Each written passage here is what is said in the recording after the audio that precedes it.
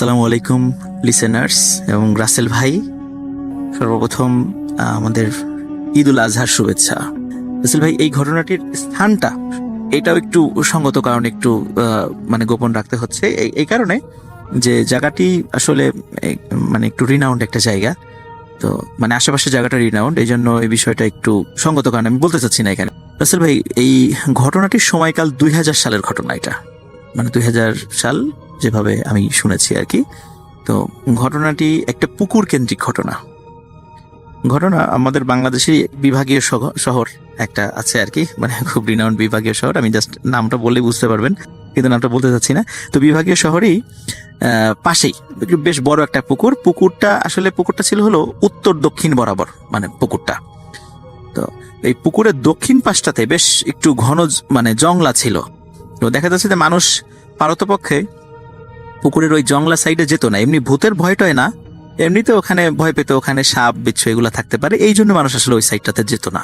দেখা যাচ্ছে যে ওই পুকুরের চতুর্দিকে বেশ অনেকগুলো খেজুর গাছ ছিল। তো আমরা তো জানি নর্মালি ওই যে শীতকাল আসলে, শীতের মৌসুম আসলে যারা এক শ্রেণীর লোক আছেন যারা ওই গাছগুলো থেকে রস সংগ্রহ করে, স্থানীয়ভাবে তাদেরকে গাছি বলি।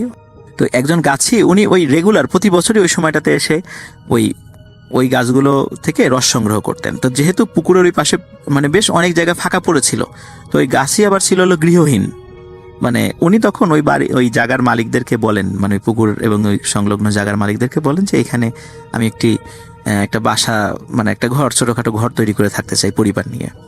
ওনারাও লোক ভালো ছিলেন খুব, যারা ওই জায়গার মালিক ছিলেন, তো তারা অনুমতি দেন যে ঠিক আছে তুমি থাকো, কোনো সমস্যা নেই। তো উনি হয়তো খুশি হন। তারপরে ওনারাও চিন্তা করেন যে পুকুরে রাত্রেবেলা মাছ টাছ চুরি হয়ে যায়, তো যদি একটা লোক থাকে, বিশ্বস্ত লোক থাকে, তাহলে চোরের উপদ্রব কমবে, আর উনিও গরিব মানুষ, ওনারে থাকার ব্যবস্থা হলো, ওই চিন্তা করে ওনারা তাকে থাকার অনুমতি দেন। তো উনি ওখানে থাকার জন্য প্রথমে পুকুরের পাশে উনি বেশ মাটি টাটি একটু উঁচু করে একটা ঘরের জন্য জায়গা মানে প্রস্তুত করেন, ঘর তৈরিও করেন বাঁশ টাস দিয়ে, কিন্তু তখনও মানে থাকা শুরু করেন নাই, হয়তো বা কয়েকদিন পরে থাকবেন এরকম একটা প্ল্যান ছিল। ঘরটা উনি মানে এটাকে আমরা স্থানীয় ভাষায় ছাপরা বলি আর কি, অনেকে অনেকভাবে বলতে পারেন, অনেকে কুড়ে ঘর বলেন, আমরা স্থানীয় ছাপরা বলি বা কুড়ে ঘর আর কি, তৈরি করেন একটা। কিন্তু তখনও থাকা শুরু যখন করেন নাই, তখন ওই জায়গার যিনি মালিক, তো ওনার বেশ কয়েকজন সন্তান ছিল, ছেলে সন্তান ছিল। তো এর ভিতরে ওনার যে একজন সন্তান, ওরা চিন্তা করলো যে আমরা একদিন রাতের বেলা এখানে বনভোজন করবো, মানে পিকনিক যেটা বলে আর কি, আমরা পিকনিক করব, অনেক রাত পর্যন্ত এখানে খাওয়া দাওয়া করে তারপরে থাকলাম, না থাকলে চলে গেলাম। মানে ওখানে তো ঘর একটা ছিল, ছোট একটা ঘরটা ছিল আসলে 2 রুম বিশিষ্ট, ওই 2 রুমের একটা ঘর তৈরি করেছিলেন।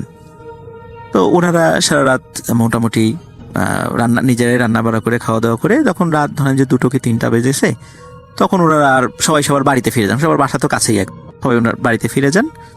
এখন রাসেল ভাই, ওই যিনি আর কি ওই যিনি পিকনিকে আসছিলেন, মানে মেইন যিনি, তো ওনার আর ছোট ভাই আছে, আবার ফজরের নামাজ পড়ে চিন্তা করছেন বড় ভাইরা তো পিকনিক করছে, রাতের বেলা বাসায় ফিরেছে কিনা তো জানে না, উনি ফজরের নামাজ পড়ে চিন্তা করছে যে আমি একটু হেঁটে দেখে আসি। তো উনি হাঁটতে হাঁটতে চিন্তা, কোথাও কাউকে দেখে না, চিন্তা করে ঘরের মধ্যে যাই কাউকে আছে কিনা। এখন দেখেন না, ঘরের এক রুমে কেউ নাই, ওই যে খাওয়া দাওয়া করেছিল ওই উচ্ছিষ্ট পড়ে আছে, তো বুঝলো যে ওনারা কেউ নাই। তখন উনি ঘর থেকে বের হবেন, তো চিন্তা করলেন যে দেখি ঘরের পাশের রুমে কেউ আছে কিনা। তো উনি ওই পাশের রুমে একটা ছোট দরজা তৈরি করে চিন্তা করে দরজা খোলা যাবো না, আমি একটু ওই যে বেড়া আছে, ওই বেড়ার যে ছিদ্র আছে, আমি ছিদ্র দিয়ে দেখার চেষ্টা করি যে ওখানে কেউ আছে কিনা। তো উনি যখন রাসেল ভাই ওই ছিদ্র দিয়ে তাকান, তখন উনি দেখেন ওনারই একজন আত্মীয় ওই ঘরে সুইসাইড করেছে। সুইসাইডের কারণটাও রাসেল ভাই আমি জানি, উনি বেশ, আমি যতদূর শুনেছি বেশ অনেক দেনাদায়কে পড়ে গেছিলেন আর কি। উনি খুব সম্মানী লোক ছিলেন, ওই ঋণের কারণে অনেকে ওনাকে অপদস্থ করছিল, তা আসলে উনি নিতে পারেন নাই। উনি রাসেল ভাই ছিল খুব লম্বা, প্রায় 6 ফিটের মতো লম্বা, কিন্তু উনি যখন গলায় ফাঁস দিয়েছিলেন তখন দেখা গেল যে উনি দাঁড়ালে পারেও মানে আধাত মানে দড়ি ঝুলে থাকে, মানে ওনার গলায় ফাঁস লাগে না। তখন উনি যেটা করেছিল, উনি হাঁটু ভেঙে বসে পড়েন আর কি, তাতে ওনার গলায় ফাঁস লেগে যায়, ওইভাবে উনি মারা যান, নিজের সুইসাইড করেছেন আর কি। তো যাই হোক, তো ওনার লাশ ওখান থেকে উদ্ধার করা হয়, তারপরে ওনাকে দাফন কাফন করা হয়। প্রথম কয়েকদিন রাসেল ভাই খুব স্বাভাবিক ছিল। তো দেখা যাচ্ছে যে যেহেতু ওই যিনি ঘরটা তৈরি করেছিলেন, উনি চিন্তা করেন যে একবার এখানে লোক মারা গেছে, আমি আর এখানে আসবো না। তো উনি আর ওই ঘরে আর কখনো থাকেনও নাই, আসেনও নাই। এমনি উনি প্রতি বছর গাছের ওইটা করতেন বা এখনো করেন। এখন এখন সমস্যা শুরু হয় রাসেল ভাই এই ঘটনার পর থেকে, এবং ঘটনাটা রাসেল ভাই পুকুর কেন্দ্রিক ঘটনা, মানে এই ঘটনাটা পুকুর কেন্দ্রিক। তো এর ধরেন যে 4 থেকে 5 দিন পর ওই আশেপাশেরই 5-6 জন একসাথে গোসল করতে নামে, ওখানে একসাথে গোসল মানে গোসল করছে একই সাথে, সাঁতার কাটছে। এর ভিতরে একজন ফিল করছে তার পায়ের সাথে কিছু একটা দিয়ে মানে কিছু একটা পেঁচিয়ে রেখেছে কেউ। সে আবার কি করে, কি ব্যাপার, কি পেঁচালো? তো সে পাটা একটু উঁচা করে হাত পানির মধ্যে ঢুকিয়ে দেখার চেষ্টা করছে জিনিসটা কি। এখন দেখে সেটা একটা শিকলের মতো। তো পানিটা আবার খুব টলটলা পানি ছিল। উনি আবার একটু ডুব দিয়ে দেখতে গেছে আসলে এটা কেমন, মানে পাটা অত দূর উঁচা করতে পারছিলেন না উনি। একটু ডুব দিয়ে দেখেন রাসেল ভাই, এই যে এখন এক ধরনের স্টিল বের হয়েছে। আমরা যে মানে বিভিন্ন বিল্ডিং এ দেখা যাচ্ছে সিঁড়ির পাশে বা বিভিন্ন জায়গায় আমরা এক ধরনের চকচকে এক ধরনের স্টিল ব্যবহার, অনেকে যেটা বলে SS স্টিল না কি যেন বলে, এরকম নাম আর কি, খুব চকচক করে স্টিল গুলো, ওই স্টিলের শিকল বলে, এই SS স্টিলের শিকল গুলো তার পায়ে লাগানো। অদ্ভুত ব্যাপার। যখন মানে পানির মধ্যে ডুব দিয়ে টান দিয়ে দেখে যে শিকলটা মানে ওই পুকুরের গভীরের দিকে চলে গেছে, এবং হঠাৎ করে উনি হ্যাঁচকা টান অনুভব করে, কে শিকল ধরে টান দিয়েছে। তখন উনি চিৎকার চেঁচামেচি করে, এই আমার পায়ে শিকল। এখন আশেপাশের লোককে বিশ্বাস করছে না এখানে পায়ে শিকল আসবে কোত্থেকে, কিন্তু সবার চোখের সামনে যখন উনি তলিয়ে গেল তখন সবাই বুঝতে পারছে নিশ্চয়ই অন্য কোনো ঘটনা আছে। যেহেতু তারা পাশাপাশি ছিল, সবাই ঝাঁপিয়ে পড়ে তার উপরে, এবং ওই পানির নিচে যখন তাকে টেনে নিয়ে যাচ্ছিল তখনই সবাই তাকে ধরে ফেলে, 3-4 জন ধরে ফেলে, ধরে টেনে হিঁচড়ে তাকে উপরে নিয়ে আসে। উপরে নিয়ে আসার পর দেখা যায় তার পায়ের শিকল ছিল, মানে যেহেতু টেনে হেসে নিয়ে আসছে, ওই শিকল ছিঁড়ে গিয়েছে এবং তার পা রক্তাক্ত হয়ে গেছে, পায়ের নিচের অংশ। এটা রাসেল ভাই এই পায়ের শিকল নামলেই যে পায়ের শিকল পেঁচিয়ে দেয়, এই ঘটনা শুধু ওনার সাথেই ঘটে নাই, এরপরে অনেকের সাথেই এই পায়ের শিকল লাগানোর ঘটনাটা ঘটতো। এরপরে যখন মোটামুটি মানুষের মধ্যে একটা ভয়ের সৃষ্টি হয়ে গেছে যে এখানে কিছু আছে, এখানে নামলে পায়ের সাথে শিকল লাগাই দেয় এবং টান দিয়ে নিয়ে যায়। তো দেখা যাচ্ছে এই কারণে ওই পুকুরে গোসল করতে অনেকেই নামতো না। তারপর আপনার একদিন একজন অপরিচিত লোক, অপরিচিত বলতে উনি হয়তো এই পুকুরটা সম্পর্কে জানতো না বা জানলে ওগুলো বিশ্বাস করতো না, তো উনি নেমেছিল আর কি। তো ওনার সাথে কয়েকজন আসছিল, ওরা উপরেই ছিল। উনি গোসল করার মোটামুটি সবার সামনে উনি ডুব দিয়েছে। এখন ডুব দেওয়ার পর উনি আর উঠছে না। এখন সবাই বলে কি ব্যাপার, উনি উঠছে না কেন? তো চিন্তা করছে যে হয়তো বা এমনিতেই উঠছে না বা আমাদেরকে ভয় দেখানোর জন্য বা এরকম কিছু হতে পারে। কিন্তু ওরা দেখলো 3-4 মিনিট 5 মিনিট হয়ে যায় উনি ওঠে না। তো তখন সবার সন্দেহ লাগে কি ব্যাপার, এটা তো নিশ্চয়ই হতে পারে। তখন সবার মানে ওই যারা দেখছিল সবার সামনে সবাই দেখছে যে একটু আগেও মানে 5 মিনিট আগেও যিনি এখানে ডুব দিয়েছেন, পুকুরের এই মাথার থেকে ওই মাথা রাসেল ভাই ধরেন যে প্রায় 100 হাতের মতো লম্বা, এই মাথা থেকে ওই মাথা। তো দেখা যায় ওই মাথার যে ঘাটটা ছিল, বেশ করে জংলা পাশ যেটা ছিল, ওই ঘাটে ওনার দেহটা ভেসে উঠেছে। মানে এই পাশ থেকে ওই পাশে নিয়ে গিয়েছে, একদম ওই পাশে দেহটা ভেসে উঠেছে। এবং ওনার ডেড বডি যখন রাসেল ভাই উদ্ধার করা হয় তখন ওনার পায়ে কিন্তু মনে হচ্ছিল যে শক্ত কিছু পরানো ছিল, এরকম একটা, এবং টান দিয়েছে যে ওনার পায়ে মনে হচ্ছে পায়ে একটা ক্ষত সৃষ্টি হয়েছে, এরকম একটা চিহ্ন সেখানে ছিল। ভাই ওই পুকুরের চতুর্দিকে মানে জঙ্গলগুলো, যে পাশে জঙ্গল টঙ্গল ছিল ওগুলো সাফ করে ফেলা হয়। এখন আর পুকুরে ওইখানে কেউ গোসল টুসুল করে না। তবে মোটামুটি ওই জায়গাটা হয়তো বা ডেভেলপারদেরকে দেওয়ারও চেষ্টা করা হয়েছিল, ওটা এখনো ওরকমই আছে, ওটা এখনো ওরকমই আছে। সঙ্গত কারণে আমি জায়গাটার নাম বললাম না। তো এটাই ছিল রাসেল ভাই আমার সেকেন্ড স্টোরি। ধন্যবাদ সবাইকে, ধন্যবাদ রাসেল ভাই, ধন্যবাদ আবার লিসেনারদেরকে। ভূত এফএমের জন্মদিনের শুভেচ্ছা এবং ঈদুল আজহার আবার শুভেচ্ছা।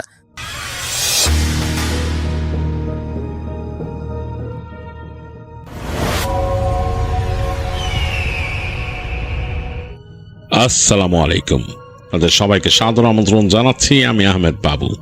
কেমন আছেন আপনারা? আশা করি সবাই ভালো আছেন। আমি আল্লাহর রহমতে ভালো আছি, আলহামদুলিল্লাহ। এই ঘটনাটি আমাদের সাথে শেয়ার করেছেন অমিত রায় ঢাকা থেকে, এবং তিনি তার মামার একটি ঘটনা আমাদের সাথে শেয়ার করেছেন, বেশ আগের, যদিও 60-এর দশকের একটি ঘটনা, এবং তিনি আমাকে অনুরোধ করেছেন আমি যেন আমার মতো করে ঘটনাটা আপনাদের কাছে শেয়ার করি। আর অমিত এখানে কিছুটা ছদ্মনাম ব্যবহার করেছেন এবং কোনো জায়গার নাম প্রকাশ করতে চাননি, তো সুতরাং আমি সেভাবেই ঘটনাটা আপনাদের কাছে প্রকাশ করছি। অমিতের মামা অনিল রায়, তিনি পেশায় একজন শিক্ষক ছিলেন, কলেজের শিক্ষক, 60-এর দশকে। এবং তখনকার মানুষরা কিন্তু যখনই তাকে কোথাও পোস্টিং দেওয়া হতো, মানে চাকরির সুবাদে যেখানেই পাঠানো হতো তারা কিন্তু চলে যেতেন। তো অনিল রায় যদিও শহরে একজন মানুষ ছিলেন এবং শহরেই তার বেড়ে ওঠা, শহরেই বন্ধু বান্ধব সংস্রব সবকিছু, কিন্তু যখন তাকে পোস্টিং দেওয়া হলো একেবারে অজপাড়াগায়, তিনি মেনে নিলেন। কারণ তিনি চিন্তা করলেন যে জীবনে একটা পরিবর্তন দরকার, আর তার যে পেশাটা শিক্ষকতা সেটাকে তিনি একেবারেই মনে করতেন মহৎ একটা পেশা। তো যাই হোক, এই কারণেই তিনি নিয়ে নিলেন সেটা, এবং তিনি যথাসময়ে তার জায়গায় চলে গেলেন যেখানে তাকে পোস্টিং দেওয়া হয়েছিল। তো গিয়ে দেখলেন একেবারেই অজপাড়াগা, মানে যেই জায়গায় তিনি গিয়েছেন সেখানে মানে মোটামুটি শহুরে সভ্যতা একেবারেই প্রায় নেই বললেই চলে। পুরোপুরি একটা গ্রাম, পুরোদস্তুর গ্রাম। সেখানে মানে একেবারে বিদ্যুৎ নাই, মানে একেবারে অন্যরকম অবস্থা। এবং তার যে কলেজটা সেটা একটা পুরনো কলেজ, সেটা কোনো এক জমিদারের পরিবার তৈরি করেছিলেন এবং সেটার ভগ্নদশা এখন। আর তার পাশেই তাদের কোয়ার্টার, সেটাও বেশ পুরনো হয়ে গেছে থাকার যে জায়গাটা। এবং কিন্তু প্রকৃতি খুব সুন্দর। সেখান থেকে বেরোলেই দেখা যায় রাস্তার পাশে বিশাল বিশাল গাছ, উঁচু উঁচু গাছ, এবং সেই গাছগাছালির পাশ থেকে একটা নদী বয়ে গেছে, খুব সুন্দর। সেই নদীটা বেশ চওড়া না, বাট সেই নদীর পানিতে যখন দিনের আলো পড়তেছে পানি কেমন যেন ফুলে ফেপে উঠতেছে। তো গভীরতা জানান দেয় নদী, যে বেশ গভীর নদী, খুব সুন্দর। তো তিনি সেগুলো দেখলেন এবং গ্রামের সেই ফসলের মাঠ ইত্যাদি তিনি খুব এনজয় করলেন। আসলে তখনকার আগের সময় তো আসলে প্রকৃতি আরো বেশি ছিল। তো যাই হোক, তিনি ওখানে জয়েন করে তার যে কোয়ার্টার তাকে দেওয়া হয়েছে, কোয়ার্টার মানে থাকার জন্য যে জায়গাটা দেওয়া হয়েছে, মেস বললেও হয়। এটা আসলে পুরনো একটা দোতলা দালান। এইটা সেই কলেজের সাথেই তৈরি করা হয়েছিল, বেশ পুরনো হয়ে গেছে, একেবারে এই পুরনো জরাজীর্ণ অবস্থা। তো সেটা নিচ তলায় সারি সারি ঘর আছে, দোতলাটা কিন্তু ব্যবহার হয় না। তিনি ওখানকার যে কেয়ারটেকার ছিল পরেশ, তাকে জিজ্ঞেস করলেন, যে ওপরে বললো যে দোতলায় কলেজের বিভিন্ন জিনিসপত্র, ফাইলপত্র, বই এগুলো রাখা হয়, ওখানে কেউ থাকে না, নিচে সারি সারি রুম। তো তিনি ছাড়াও সেখানে আরও 3 জন শিক্ষক থাকবেন। তো প্রত্যেকেরই আলাদা আলাদা কামরা আছে, এখানে এতগুলো কামরা নিচে যে সেখানে আসলে এক রুম শেয়ার করার মতো না। তো তিনি জিজ্ঞেস করলেন, অনিল জিজ্ঞেস করলেন পরেশকে, যে এইখানে কি তাহলে প্রিন্সিপাল সাহেব বা ওনারাও কি এখানে থাকেন? বলে না না না, ওনারা এখানে থাকেন না, প্রিন্সিপাল সাহেবের আলাদা বাসা আছে, তিনি এখানে বাসা ভাড়া করে থাকেন। তো বললেন, ও আচ্ছা আচ্ছা। তো বললো যে এখানকার যে অ্যাসিস্ট্যান্ট প্রিন্সিপাল, বলে উনিও আলাদা থাকেন, ওনাদের পরিবার আছে। তো এই জায়গায় তো স্যার পরিবার নিয়ে থাকার মতো না, দেখতে পাচ্ছেন কেমন অবস্থা। তো বললো যে আচ্ছা, তা তো ঠিকই, কিন্তু আমার বেশ ভালোই লাগতেছে। তিনি তাই বলে তার রুমে গেলেন এবং তার রুমটা গোছালেন, তিনি মোটামুটি তার মতো করে সুন্দর করে গুছিয়ে নিলেন। তো তিনি পরেশকে ডেকে বলতেছেন, প্রথম দিন যেদিন ওখানে যে উঠছেন সব গোছাটোছা, বিকালেই বলতেছেন যে পরেশ, এখানে আমার তো ধরো ক্লাস শেষ হয়ে যাবে, বিকালের পর কি করার মতো আছে, এখানে কি করা যায়? আমার পরিবার থেকে এখানে কেউ নাই। বলে, স্যার অন্য যে স্যাররা আছেন তারা নিজেদের মতো থাকেন, আসলে তাদের সুযোগ পেলে, তাদের বাড়িও কাছে এখান থেকে, সুযোগ পেলেই তারা চলে যান তাদের বাড়িতে, তারা এখানে থাকেন না। তো অনেক সময় আছে স্যার আপনার একাই থাকতে হবে এখানে, আপনি তো সেই ঢাকায় যেতে পারবেন না এই অল্প সময়। তো অনিল বুঝলেন যে ব্যাপারটা আসলে কঠিন। তো বলে, তাহলে কি করা যায়, সময় কাটানোর কি ব্যবস্থা?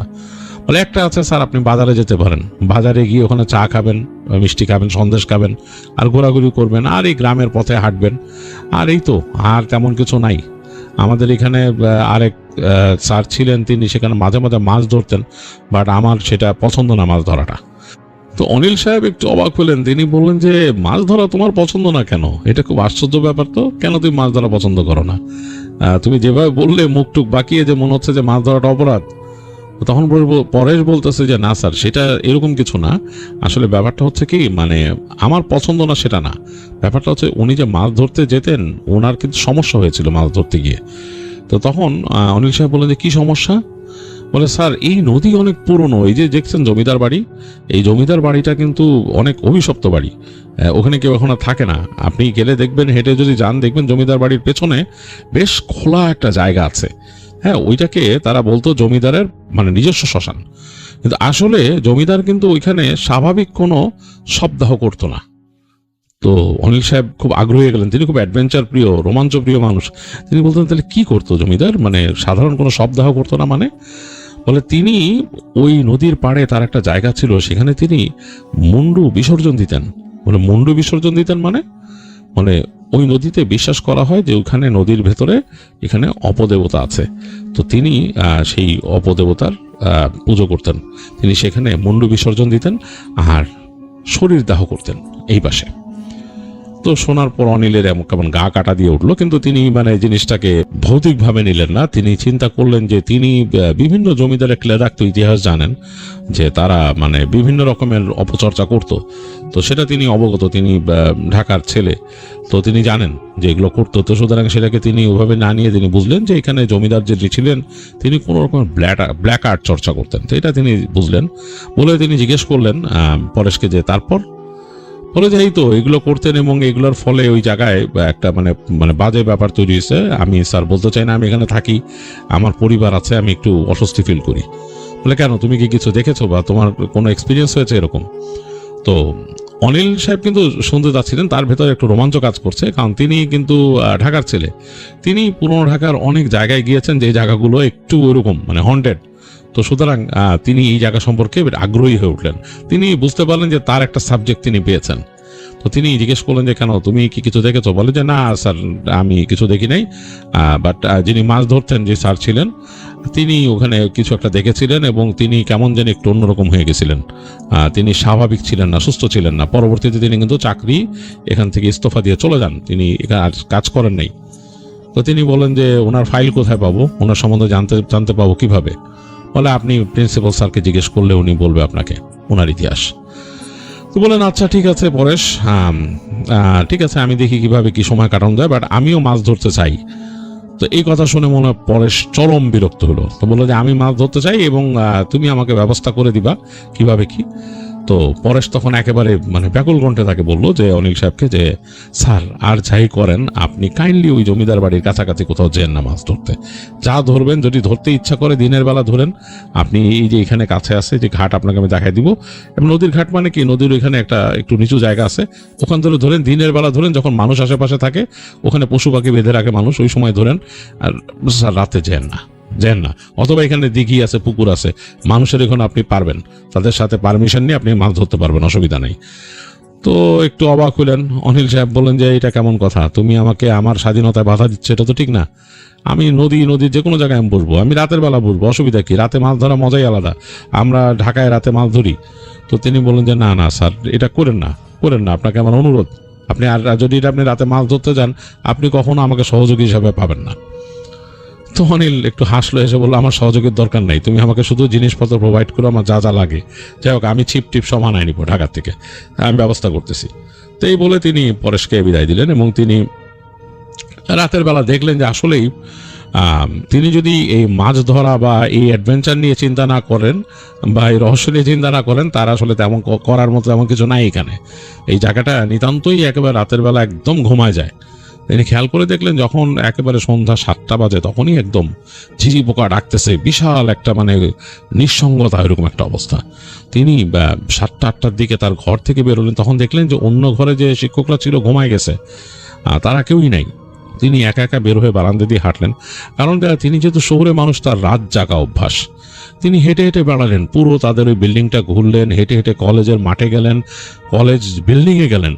কেমন যেন একটা ভৌতিক ভাব, কলেজের যে বিল্ডিংটা সেটা ভৌতিক ভাব, অনেক পুরনো বিল্ডিং। তো যেইটা তিনি দিনের বেলা দেখেছেন যে মোটামুটি সরব ছিল, ছাত্ররা ছিল অনেক, এখন দেখলেন যে সেরকম কিছু না, একেবারে খা খা করতেছে। চাঁদের আলো পড়ছে পুরো মাঠটা, সামনে বিশাল মাঠ, সেটার উপর চাঁদের আলো পড়ে খা খা করতেছে এবং চারিপাশে মানে এই কম্পাউন্ডের বাইরের দিকে গাছপালা একদম ছেয়ে আছে, বড় বড় গাছ, বেশ পুরনো গাছ। বুঝতে পারলেন যে এই গাছগুলা অনেক পুরনো লাগানো হয়েছিল। যাই হোক তিনি হাঁটাহাঁটি করলেন, বুঝলেন যে এই রহস্যটা দেখাটাই আসলে তার মূল কাজ, এছাড়া কিছু না। তো তিনি ওই প্রথম দিন ফিরে আসলেন। তো দ্বিতীয় দিনে তিনি কাজে লেগে গেলেন, চিঠি লিখলেন। তিনি বাড়িতে চিঠি লিখলেন, শহরে মানে চিঠি লিখলেন তার ভাইকে যে আমাকে এরকম এরকম জিনিসপত্র পাঠাও, ব্যবস্থা করো। এগুলো বলে তিনি এই কয়দিন মানে ওই তার সেই ছিপ বা অন্যান্য সরঞ্জাম এগুলো আসা পর্যন্ত তিনি বেশ কষ্টে থাকলেন, কারণ এই রাতে বেরোয় হাঁটতেন। তো এর মাঝে একদিন তিনি হাঁটতে হাঁটতে চলে গেছিলেন ওই রাস্তা ধরে। পরেশ তাকে বলছে যে জমিদার বাড়ির কাছে যাবেন না, ওইটা সেফ জায়গা না, এবং ওই জমিদার বাড়িতে কখনো ঢুকবেন না হেঁটে, ওইটা ভুলেও না, ওইটা একদমই নিষিদ্ধ, ওইখানে ঢুকবেন না আপনি। তো অনিল সাহেব কিন্তু বলছে যে আচ্ছা তোমাকে বলা লাগবে না, আমি দেখি। বলছে বাবু ওখানে সাপ আছে, বড় বড় সাপ আছে, কামড়ে দিবে কিন্তু। বলে যে আরে তুমি বুঝতেছো না পরেশ, আমি ঢাকার ছেলে, আমি ঢাকার অনেক পুরনো দালানে ঘোরাফেরা করছি এবং আমি থাকতাম পুরান ঢাকায়, তুমি এগুলো বুঝবা না। যাই হোক তোমার লাগবে না, তুমি থাকো, তোমাকে নিয়ে আমি এত চিন্তা করি না, যখন বলবো যে আমাকে এই জিনিস দাও সেগুলো দিবা, দ্যাটস অল। এইটুক বলে তিনি পরেশকে দমায় দেন। তো একদিন তিনি হাঁটতে হাঁটতে গেছিলেন জমিদার বাড়ির কাছে। তো ওই মেন রাস্তা ধরে হাঁটছেন, তখন সন্ধ্যার পরে, মানে সন্ধ্যা কেবল মিলাইছে আর কি, কেবল রাত হচ্ছে, গ্রামের রাস্তা তো, আর তখন হালকা হালকা শীত পড়ছে, আকাশে চাঁদ উঠছে। তার এক পাশে ঢালু হয়ে নেমে গেছে ফসলের মাঠ, আরেক পাশে বেশ কিছু গাছগাছালি, এবং গাছগাছালির ওই পারেই দেখা যাচ্ছে যে নদীর অংশটা মাঝে মাঝে ঝিকঝিক করতেছে এই চাঁদের আলো পড়ে। তো যখন নাকি গাছ বেশ ডেন্সড হয়ে গেছে ওই জায়গাটায় দেখলো বেশ কুয়াশা, তিনি হাঁটতে হাঁটতে ওই গাছের অংশটা পার হয়ে আসলেন। বেশ অনেক গাছ, মানে মনে হচ্ছে যে একটা মানে বনের মতো পুরা, এবং এর ফাঁক দিয়েই দূর থেকে দেখা যাচ্ছে হালকা এক চিলতে নদীটা, মানে ফিতার মতো হালকা চিকচিক করতেছে বলে বোঝা যাচ্ছে। তো তিনি যখন গাছের অংশটা পার হয়েছেন, তখন তিনি দেখলেন ফাঁকা জায়গাটা বেশ গাছগাছালি একটা আইল্যান্ডের মতো ছিল, সেটা থেকে একটু ঢালু হয়ে নেমে গেছে নিচের দিকে। সেই জায়গাটায় দেখলেন তিনি ফাঁকা একটা জায়গা গোল হয়ে আছে, এবং সেটার পাশ থেকেই একটা সরু রাস্তা ঢুকে গেছে। তিনি এখান থেকে ওই জমিদার বাড়ির একটা মানে অবকাঠামো দেখতে পেলেন চাঁদের আলোতে। বিশাল একটা অবকাঠামো দাঁড়ায় আছে চাঁদের আলো পড়ে, বেশ মনে হচ্ছে যে বিশাল পুরানো বোঝা যাচ্ছে চাঁদের আলোতে। এবং এই খোলা জায়গাটাই তিনি বুঝতে পারলেন এটা সেই জায়গা পরে যেখানে বলছিল যে জমিদার দাহ করতো, বা তার পার্সোনাল শ্মশান। কেমন যেন একটু মানে লাগছে আসলে অনিলের কাছেও, যে খুব বেশি মানে ভালো লাগছে তা না। তিনি ভাবলেন যে আসলে এটা সম্বন্ধে একটা যে আমি ঘটনা শুনছি ক্লেদাক্ত জিনিস, এই কারণেই হতে পারে আসলে, নাহলে এছাড়া আসলে এরকম লাগার কথা না। তিনি এটা ভাবলেন, ভেবে তিনি ওই জায়গায় কিছুক্ষণ দাঁড়ায়ও থাকলেন। দাঁড়ায় দেখলেন নদী বেশ সুন্দর লাগতেছে, কারণ গাছগাছালি শেষ হয়ে গেছে, এই জায়গায় নদী ফাঁকা, এবং ওই খোলা জায়গাটাতে একদম নেমে গেছে নদীর মধ্যে। অনেকটা মনে হচ্ছে যে একটা মানে ব্যাংকের মতো, রিভার ব্যাংক যেরকম, মানে রিভার নদীর পাড় যেটাকে বলে, বা নদীর কুল যেটা বলে, সেই জায়গাটা একদম নেমে গেছে নদীর মধ্যে। জায়গাটা অন্যরকম, বেশ পুরনো, কিছু জায়গায় ঘাস বড় বড় হয়ে গেছে। তিনি একবার ভাবছিলেন যে তিনি হেঁটে নামবেন কিনা, পরে চিন্তা করলেন না থাক, এইটা করা ঠিক হবে না, দেখি যখন মাছ ধরবো তখন এসে দেখবো কি অবস্থা। তো এর মধ্যে তিনি এরকম দু একদিন পার করলেন, তিনি অভ্যস্ত হয়ে গেছেন এই জায়গার সাথে। সন্ধ্যার পর বেশ খানিকক্ষণ তিনি চেষ্টা করেন অন্যান্য টিচারদের সাথে গল্পগুজব করতে। তো বসে তারা গল্পগুজব করে ওই যে সামনের যে বারান্দাটা সেখানে, কিন্তু দেখা যাচ্ছে যে তারা তাড়াতাড়ি ঘুমায় যেতে চায়, তারা কেউই জাগতে চায় না। তো তারপর তিনি খেয়াল করলেন যে এর মাঝেই টিচাররা অনেকে চলে যায়, তারা তাদের বাড়ি কাছাকাছি আছে, সাইকেল নিয়ে চলে যায় এখান থেকে, মানে থাকে না। তো তিনি একদিন ফাইন্ড আউট করলেন এর মধ্যে যে তার যে পুরা বাসায় তিনি একলা, মানে কেউই নেই পুরো বিল্ডিং এ। তো অনিল চিন্তা করলেন যে আরে আমি তো তাও মোটামুটি সাহসী মানুষ, অনেকে তো ভয় পেয়ে যেত এরকম। তো যাই হোক, তিনি ওই মানে দেখলেন, এবং তার এর মাথায় তিনি তার ওপরতলায় নুপুরের শব্দ পাইছেন, যে রাতের বেলা নুপুর পরে কেউ হাঁটে। তো এটা নিয়ে তিনি পরেশকে জিজ্ঞেস করতে, পরেশ প্রচন্ড ভয় পেল। পরেশ মানে ওইটা কোনো কথাই বললো না, বললো যে স্যার একটা কথাই, নুপুরের শব্দ পেলে খবরদার খবরদার কখনোই উপর উঠবেন না আপনি। মানে স্যার আপনি বুঝতেছেন না, এই বিল্ডিং অনেক পুরানো, আপনি ঘরের মধ্যে থাকেন, আর যেদিন কেউ থাকবে না ওইদিন বেরোবেন না আপনি। তো অনিলের খুব আগ্রহ, অনিল চিন্তা করছে যে এরপরে কোনোদিন নুপুরের শব্দ পেলে সে ছাদে যাবে, যে উঠে দেখবে কি অবস্থা, দোতলা দেখবে, ছাদও দেখবে। যাই হোক, এসব চিন্তা ভাবনা করে অনিল আছে। তো এর মাঝে তার ঢাকা থেকে তার সেই জিনিসপত্র চলে আসলো, সেই ছিপ ইত্যাদি ইত্যাদি চলে আসলো। তিনি সেগুলো নিয়ে তো খুব খুশি, তার জিনিসপত্র চলে আসে মাছ ধরার। এবং তিনি চিন্তা করলেন যে আগামী দিনই এটার পরীক্ষা হবে। তো প্রথম দিন পরীক্ষাটা তিনি চাইলেন না, তার মূল উদ্দেশ্য হচ্ছে জমিদার বাড়ির সেই ফাঁকা জায়গায় দিয়ে তিনি মাছ ধরবেন, এবং ওই যে অ্যাডভেঞ্চার প্রিয়তা, এবং শুনছেন ওখানে একটা স্টোরি, তার মধ্যে অবচেতন মনে কাজ করতেছে যে কোনো রকম অতি প্রাকৃত জিনিস যদি দেখা যায়, এরকম চিন্তা আছে। তো চিন্তা করলেন যে না, প্রথম ওই কাজটা না করি, পরেশের সহযোগিতা লাগবে। তো পরেশকে বললেন যে আমার এই জিনিস এনে দাও, মাছের আধার ইত্যাদি ইত্যাদি। তো পরেশ ম্যানেজ করলো। পরেশ তাকে খুবই অনুরোধ করলো, স্যার আপনি চলেন ওই ঘাটে নিয়ে যাও, ওর বাইরে ছাড়া যেন না মাছ ধরতে। বলে আচ্ছা ঠিক আছে চলো। পরেশকে নিয়ে তিনি গেলেন সেই ঘাটে। পরে দেখালো একটা জায়গা, সেই জায়গাটা হচ্ছে সামনে গিয়ে নেমে গেছে নিচু হয়ে, এবং সেই জায়গায় বেশ খানিকটা মাঠের মতো জায়গা, সেখানে মানুষ গরু ছাগলও চড়ায়। তো তিনি সেই মাঠের পরে যে দেখলেন যে নিচু হয়ে গেছে ওখানে নদীর পাড়। তো ওখানে দাঁড়ায় তিনি পরেশকে দাঁড়া করায় বড়শি ফেললেন এবং এই আদার দিয়ে, এবং মাছ ধরলেন। ওই দিনও ছোট্ট একটা রুই মাছ ধরতে পারছেন, এক ছোট রুই মাছ, নদীর রুই মাছ। তো পরেশকে দিলেন, পরেশও খুব খুশি, বললেন যে স্যার মাছ পাইছেন আপনি, আমি তো ভাবতাম মাছ পাওয়া যাবে না। বলে হ্যাঁ মাছ পাওয়া যাবে, রাতে আরো কত মজা, তুমি জানো নাকি এখানে লন্ঠন জ্বালে? না না স্যার রাতে না, প্লিজ স্যার। এই নদীর সম্বন্ধে অনেক কথা প্রচলিত আছে, এবং ওই যে বলছে অপদেবতা এখানে নদীতে আছে, মানুষ দেখে, রাতের বেলা কেউ চলাচলই করে নেই আশপাশ দিয়ে। তো তিনি বলে আচ্ছা ঠিক আছে ভাবত। তো তিনি চলে আসলেন বাসায়। তো এরপর তিনি প্ল্যান করছেন যে তিনি কবে যাবেন ওইখানে, সেই যে সেই জমিদার বাড়ির পাশে। এর মাঝে একদিন তার এই সময় চলে আসলো, কারণ ওই দিন কেউ নাই বাসায়। তিনি ক্লাস নিয়ে আসছেন, এসে দেখলেন যে তার পাশের রুমের লোকও চলে গেছে, তার পাশের রুমের লোকও চলে গেছে, পুরা বিল্ডিং খালি। তো তিনি চিন্তা করলেন এখানে বসে থাকার চেয়ে এই সন্ধ্যার পর আমি চলে যাই ওখানে জমিদার বাড়ি, ওখানে মাছ ধরি। তো চিন্তা করতেছেন যে আমি কি পরেশকে বলে যাব কিনা কোথায় যাচ্ছি, এটা তো অ্যাটলিস্ট জানা যাওয়া দরকার। তো পরে চিন্তা করলাম আবার পরেশ যদি ভেজাল করে, তো এই আর পরে যদি বলে যে না যেন না ইত্যাদি, এই খামাখা কি এগুলা শুনে। তো তারপরে তিনি তার জিনিসপত্র নিয়ে সবকিছু নিয়ে বেরোলেন। তার সাথে একটা বালতি ছিল, ওই যে তখনকার সময়কার লোহার বালতি আর কি, লোহা বা ওই টিনের বালতি আর কি যেটাকে বলতো, সেটা নিয়ে তার জিনিসপত্র নিয়ে তিনি হাঁটা দিলেন। তো হাঁটার সময় তিনি পরেশের যে কোয়ার্টারটা, পরেশ থাকতো একটা ঘরে, ওইখানে তার স্ত্রী ছিল, তারে নিয়ে থাকতো। পরেশের ঘরে পাইতে যাওয়ার সময় সাথে বললেন যে পরেশ মাছ ধরতে যাই।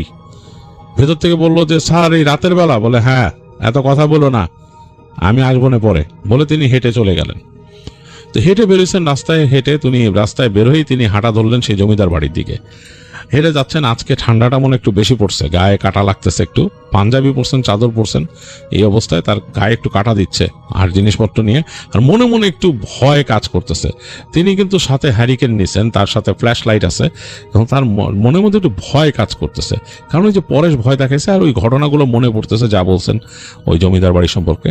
তো তিনি ওখানে গিয়ে সেই গাছগাছালি পার হলেন, গিয়ে তিনি যখন নামতেছেন আজকে দেখলেন খোলা জায়গাটায় মোটামুটি ফিনফিনে কুয়াশায় ছাওয়া, মোটামুটি মাটি থেকে প্রায় ফুটখানেক উঁচু কুয়াশা হয়ে গেছে চারিদিকে। তো তিনি আস্তে ধীরে নামলেন সেখানে। তো নেমে হাঁটতে হাঁটতে চলে গেলেন একেবারে কাছে। তো বেশ ভালো লাগতেছে, বেশ বাতাসটা আসতেছে, কেন জানি মনে হচ্ছে এখানকার বাতাসটা একটু ওয়ার্ম বাতাস।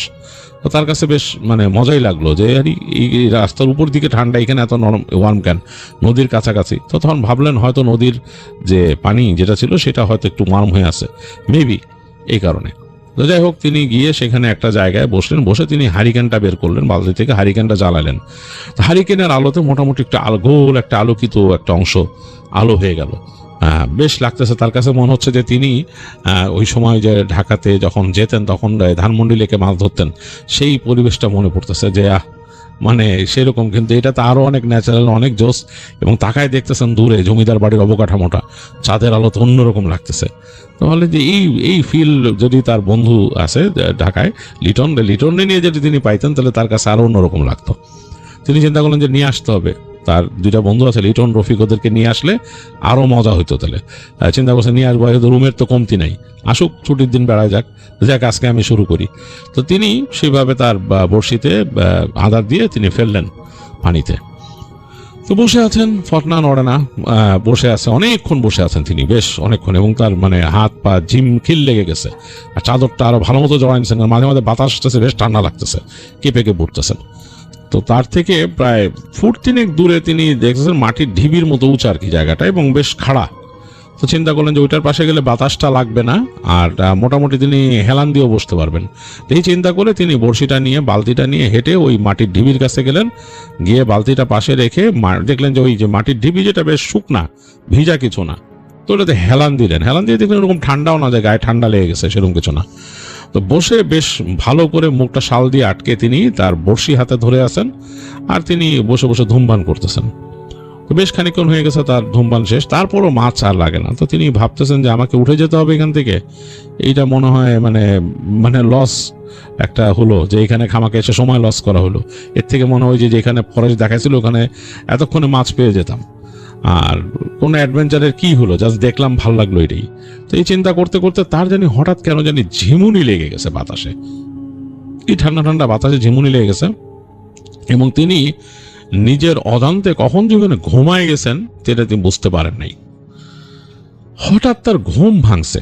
ঘুম ভাঙাটা কি, তার অনেক রকম শব্দে মনে হচ্ছে কেউ শব্দ করতেছে।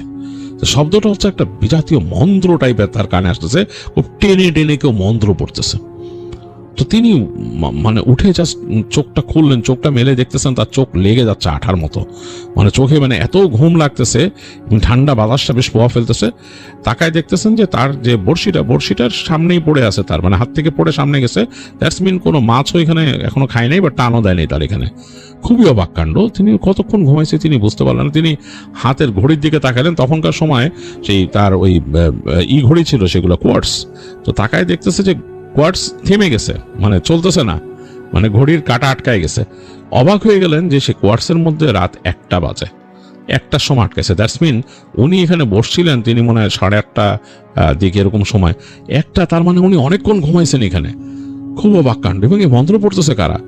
ভালো মতো তাকায় দেখলেন বেশ খানিকটা দূরে, তার থেকে বেশ অনেকটা দূরে, ঠিক জমিদার বাড়ির থেকে রাস্তাটা যেখানে বের হয়েছে খোলা জায়গায়, তার কাছে মনে হচ্ছে একটা আগুনের কুণ্ডলি জ্বলতেছে, মানে আগুন জ্বলতেছে, এবং তাকে আগুনটাকে ঘিরে কিছু মানুষ দাঁড়ায় আছে এবং তারা মন্ত্র পড়তেছে।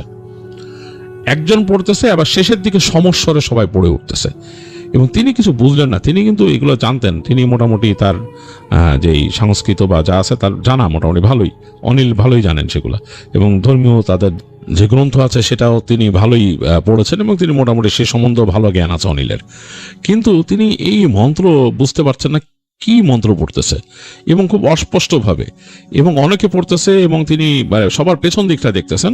তো তাদের যে কুর্তার মতো পরা সেটা বুঝতে পারছেন, নিচে ধুতি পরা, এবং সবাই গোল হয়ে দাঁড়াইছেন, পেছন দিক থেকে দেখতেছেন, এবং আগুনের কুণ্ডলিটা তাদের ঠিক মাঝখানে জ্বলতেছে। তিনি ভাবলেন এরা কারা, এখানে কি করতে আসছে? আসলে পরেশ আমাকে কি থেকে দূরে সরা রাখতে চাইছে, এখানে কি কোনো মানে আর কি মানে লুকানো কিছু ঘটে, বা যেটা গোপন কেউ জানতে পারে না বা জানতে দেয়া হয় না, অনেক কিছুই তো গোপনে ঘটে। অনিল আবার অনেক পড়তেন, তার পড়ার অনেক পরিধি, অনেক পড়তেন। তো তিনি চিন্তা করলেন যে অনেক কিছুই তো গোপনে ঘটে, হয়তো এখনো ঘটে, হয়তো এই জায়গাটাকে আড়াল করে রাখা হয়। এই ভেবে অনিল আস্তে করে তার বড়শিটাকে টানা শুরু করলেন। তিনি ছিপটাকে গোটায় নিলেন পুরা, দেখলেন যে তার আধার ওখানে যেটা ছিল, আধার লেগেছিল, আধার চলে গেছে, তার বড়শি কোনো মাছ খায় নেই। খুবই আজব ব্যাপার। তো টেনে তিনি সরায় রেখে বড়শিটাকে রাখলেন, লণ্ঠনটাকে একদম ডিম করে দিলেন, যে তার যে কেরোসিনের যে হারিকেন ছিল একদম ডিম করে দিয়েছেন। আর ওইখানে মনে হচ্ছে আগুন দেখা যাচ্ছে অনেক দূরে। তিনি চিন্তা করলেন ওখানে আমি যাব। তিনি তার যে টর্চ লাইট ছিল সেটাকে তিনি কোমরে গুঁজলেন, গুঁজে আস্তে আস্তে হাঁটা দিলেন অন্ধকারে। এইখানে কিন্তু তার হারিকেন রেখে গেছেন হালকা করে জ্বালায়, এবং তার বড়শি টর্শি সব এখানে রেখে তিনি আস্তে আস্তে হেঁটে যাচ্ছেন। ওখানে চাঁদের আলো আছে আকাশে। তো তিনি মোটামুটি অর্ধেক চলে গেছেন, তখন একবার ভাবলেন যে আমাকে যদি দেখে ফেলে তখন কি হবে, এরা যদি কোনো রিচুয়াল করতে থাকে, আমাকে যদি দেখে ফেলে তাহলে তো মানে আমার সমস্যাও হতে পারে। এটা ভেবে তিনি এদিক ওদিক তাকায় দেখলেন যে ডান পাশে আইল আছে, আইলের পাশ থেকে তিনি যদি, আইলটা মোটামুটি 1-1.5 ফিট উঁচা, তিনি যদি হাঁটু মানে একেবারে ভাঁজ করে হেঁটে হেঁটে যান, হয়তো তাকে না দেখার সম্ভাবনা আছে। তো তিনি ওই আইলের কাছে চলে গেলেন। আইলের কাছে যে মানে এরকম উঁচু করে আইলের মতো দেয় আর কি, পাড়ের মতো বাঁধানো এখানে, এই যে জায়গাটা নিচু হয়ে গেছে তার আগে, তো ওইটার কাছে যে তিনি একটু নিচু হয়ে হাঁটা শুরু করলেন, এবং আস্তে আস্তে আস্তে আস্তে ওইটা ধরে কাছে চলে আসলেন ওখান থেকে। এখন তিনি স্পষ্ট গম গম কণ্ঠে শুনতে পাচ্ছেন সেখানে কেউ একজন মন্ত্র পড়তেছে, প্রথম একটা অংশ, তারপর সমস্বরে কয়েকজন পড়তেছেন, এবং আগুনটা তিনি বুঝতে পারছেন লক লক করে জ্বলতেছে, এবং মনে হচ্ছে তিনি সেটা তাপও পাচ্ছেন। তিনি কিন্তু মোটামুটি 30-40 ফিট দূরে তখন ওখান থেকে। তো অনিল আস্তে আস্তে কি মনে করে উঠে গেলেন ওই নিচু জায়গার থেকে উপরে, যে জায়গাটাতে এই মানে এই জিনিসটা হচ্ছে, সেই তিনি তো একটা আইলের মধ্যে ছিলেন, একটু নিচু জায়গা যেখানে, সেখান থেকে উঠে আসেন উপরে। উঠে আস্তে আস্তে পা টিপে টিপে লোকগুলোর কাছাকাছি যাওয়ার চেষ্টা করলেন, এই পাশের গাছগাছালির মধ্যে দিয়ে, মানে তিনি সোজা গাছগাছালিতে যে গাছগাছালির পাশ ধরে তিনি যাওয়ার চেষ্টা করলেন যাতে তাকে না দেখে, কিন্তু তিনি দেখবেন যে কি করছে কারা। মোটামুটি আরো কাছে চলে আসছেন তিনি, মোটামুটি সেই যে ক্রাউডটা থেকে প্রায় 10-12 ফিট দূরে গাছের পাশে চুপচাপ দেখতেছেন। এই আগুনের উত্তাপ তিনি পাচ্ছেন এখানে, মানে আগুন যে জ্বলতেছে, আগুনের উত্তাপ পাচ্ছেন। তিনি খেয়াল করে বুঝতে পারলেন এইখানে কোনো দাহ করা হচ্ছে, কাঠ একসাথে রেখে দাহ করা হচ্ছে, এবং তিনি সেই দাহর ওখানে যে সেইখানে দাহ যে করা হয়েছে সুগন্ধি কাঠ দিয়ে, এবং সেখানে ঘ্রাণ ওই যে ঘি ঢালা হয়েছে সেগুলো তিনি বুঝতে পারছেন, এবং মানে কটু গন্ধ আসতেছে তিনি বুঝতে পারছেন এখানে। তো সেই সুগন্ধি কাঠ এবং ইসের মানে এটা যে স্বাভাবিক কোনো দাহ না, অনেক টাকা পয়সা ঢেলে করা হচ্ছে, এটা তিনি বুঝতে পারছেন। খুব ধনী মানুষরা এটা করতে পারবে না। তিনি তারপর তাকায় দেখলেন যে মন্ত্র পড়তেছিল সে আস্তে আস্তে তাদের মধ্যে দিয়ে হেঁটে গেল, ওই দাহ অংশটার ভেতর দিয়ে তাকে জায়গা করে দিল কয়েকজন। তিনি হেঁটে চলে গেলেন একেবারে সামনে সেই নদীর পাড়ে, এবং সেখানে গিয়ে তিনি তার হাতে একটা কালো এরকম পোটলা ছিল, এরকম মানে থলের মতো, সেটা ভেতর থেকে একটা মুন্ডু বের করলেন চুল ধরে, এবং সেটা সেখানে রাখলেন। তো অনিলের সারা শরীরে রোম দাঁড়ায় গেল, মানে একেবারে রোম দাঁড়ায় গেল। অনিল মানে বাকরুদ্ধ এবং ভয়ে তার বুকের যে কলিজা সেটা কাঁপা শুরু করলো ভয়ে, মানে তার হার্টবিট বেড়ে গেছে, কলিজা কাঁপতেছে। এটা কি দেখলেন তিনি? যেন ওখানে রাখলেন। একটু পরে তিনি দেখলেন পানিতে আলোড়ন উঠলো সামনে। মনে হলো পানি যেমন কুমির যেভাবে আসে সেভাবে পানিতে আলোড়ন উঠলো একটা। আলোড়ন ওঠার পরে তিনি দেখলেন পানির কাছে কালো কিছু একটা ভেসে উঠলো। এইটা হালকা চাঁদের আলো আর এই আগুনের আলোতে দেখতেছেন কালো কিছু একটা ভেসে উঠলো, অনেক ছড়ানো। তার মানে বুঝলেন যে অনেক দূর পর্যন্ত ছড়ানো। একটু পরে বুঝলেন যেগুলো চুল। একটা মাথা উঠে আসলো পানির ভেতর থেকে। সে মাথাটা কোনো নারীর মাথা হবে, কারণ অনেক চুল মাথার মধ্যে। এবং উঠে এসে তখন যেই মানুষটা, সে মুন্ডু রাখছেন, যে পিছায় গেলেন কয়েক পা, সে মাথাটা উঠে আসলেন একদম বেশ শরীরের অর্ধেক পর্যন্ত এসে সে ডানে বামে তাকালো বোঝে, কিন্তু তার কিচ্ছু দেখা যাচ্ছে না চোখ মুখ এখান থেকে। ওইখান থেকে তিনি শব্দ পেলেন, শুধু হিস হিস শব্দ, সাপ যেভাবে জোরে শব্দ করে সেইভাবে। এবং মাথাটা একবার তার দিকে ফিরে তাকালো, একেবারে অনিলের দিকে। অনিলের সারা শরীর রোম দাঁড়ায় গেছে, তার মনে হচ্ছে একদম ঘাট থেকে ঠান্ডা স্রোত পা পর্যন্ত নেমে গেছে। ভয়ে তার আত্মা উড়ে গেছে, মনে হচ্ছে মাথাটা তার দিকে তাকাইছে, মানে শরীরের অর্ধেক পর্যন্ত পানির থেকে উঠে আসছে। যখন তার দিকে তাকাইছে দেখলো যে যিনি সেখানে জিনিসটা রাখছিলেন সেও ফিরে তাকালো অনিলের দিকে, এবং তার চোখ জল জল করতেছে। সেম টাইমে অনিল খেয়াল করলো যে যারা ওই আগুনের কুণ্ডুলিটা বা ওই যে সেই বেদিটাকে ঘিরেছিল তারা সবাই তার দিকে ফিরে তাকাইছে। সবার মুখের মধ্যে কোনো কিচ্ছু নাই, মুখটা একদম প্লেন, মনে হচ্ছে চামড়া দিয়ে মুখ ঢেকে দেয়া। মানে একটা মানে চোখ মুখ থাকে কিচ্ছু না, মনে হচ্ছে পুরো মুখটা চামড়া দিয়ে ঢেকে দেওয়া, কিন্তু তার দিকে তাকায় আছে, অদৃশ্যভাবে তাকে দেখতেছে সবাই। ভয়ে অনিলের আত্মা খাঁচা ছাড়া হয়ে গেল, মানে তার বুকের খাতা থেকে মনে হচ্ছে আত্মা বেরিয়ে যাবে, এত ভয় পেয়েছেন তিনি। এবং প্রত্যেকটা চেহারা এরকম, মানে তার কাছে অবাক লাগতেছে যে কিভাবে একটা চেহারা এরকম হতে পারে, চোখ মুখ কিছু নাই, মনে হচ্ছে পুরো চামড়া দেয়া। কিন্তু যে ওখানে যে মুন্ডুটা রাখছে তার কিন্তু চোখ আছে, চোখ দুটো জ্বলতেছে, ধক ধক করে জ্বলতেছে। তিনি ঘুরে দৌড় দিলেন ওখান থেকে অনিল, এবং দৌড় দিয়ে তিনি সমতল জায়গাটাতে নামলেন, সেখানে যেখান থেকে তিনি উঠে আসছিলেন নিচু জায়গাটা, সেখানে নেমে তিনি ঝেড়ে দৌড়াচ্ছেন। দৌড়াতে দৌড়াতে তিনি যে চলে যাবেন সামনে পর্যন্ত, তিনি খেয়াল করলেন যে না, তিনি দৌড়ায় আবার ঘুরে ওই দিকেই আসতেছেন, মানে সেই যে মানুষগুলো দাঁড়ায় ছিল সেই সার্কেলের দিকে ফেরত আসতেছেন। অনেক কষ্টে নিজের হুইলটাকে ঠিক রেখে তিনি আবার ঘুরে দৌড়ানোর চেষ্টা করলেন।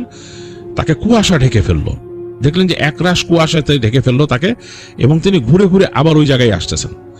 এবং শেষ পর্যন্ত সে যখন হুইল করে দৌড়াইলেন যে রাস্তার দিকে দৌড়াবেন তিনি, এবং মনে মনে তিনি মন্ত্র পড়ার চেষ্টা করতেছেন, তার মন্ত্র মনে আসতেছে না।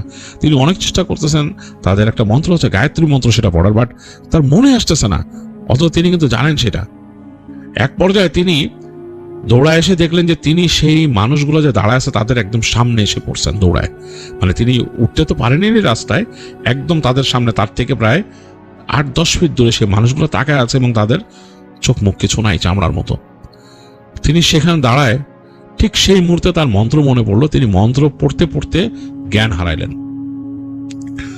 তো যাই হোক, অনিলের পরে তার যখন হুঁশ ফিরছে, জ্ঞান ফিরছে, তখন তিনি দেখলেন যে তিনি শুয়ে আছেন তার কোয়ার্টারে, এবং তার পাশে পরেশ খুব চিন্তিত মুখে তাকায় আছে।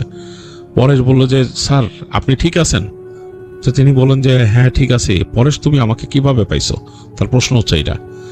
পরে বলে হায় রে স্যার, আপনাকে মানা করছিলাম ওদিকে যাইতেন, আপনি ওদিকেই গেলেন।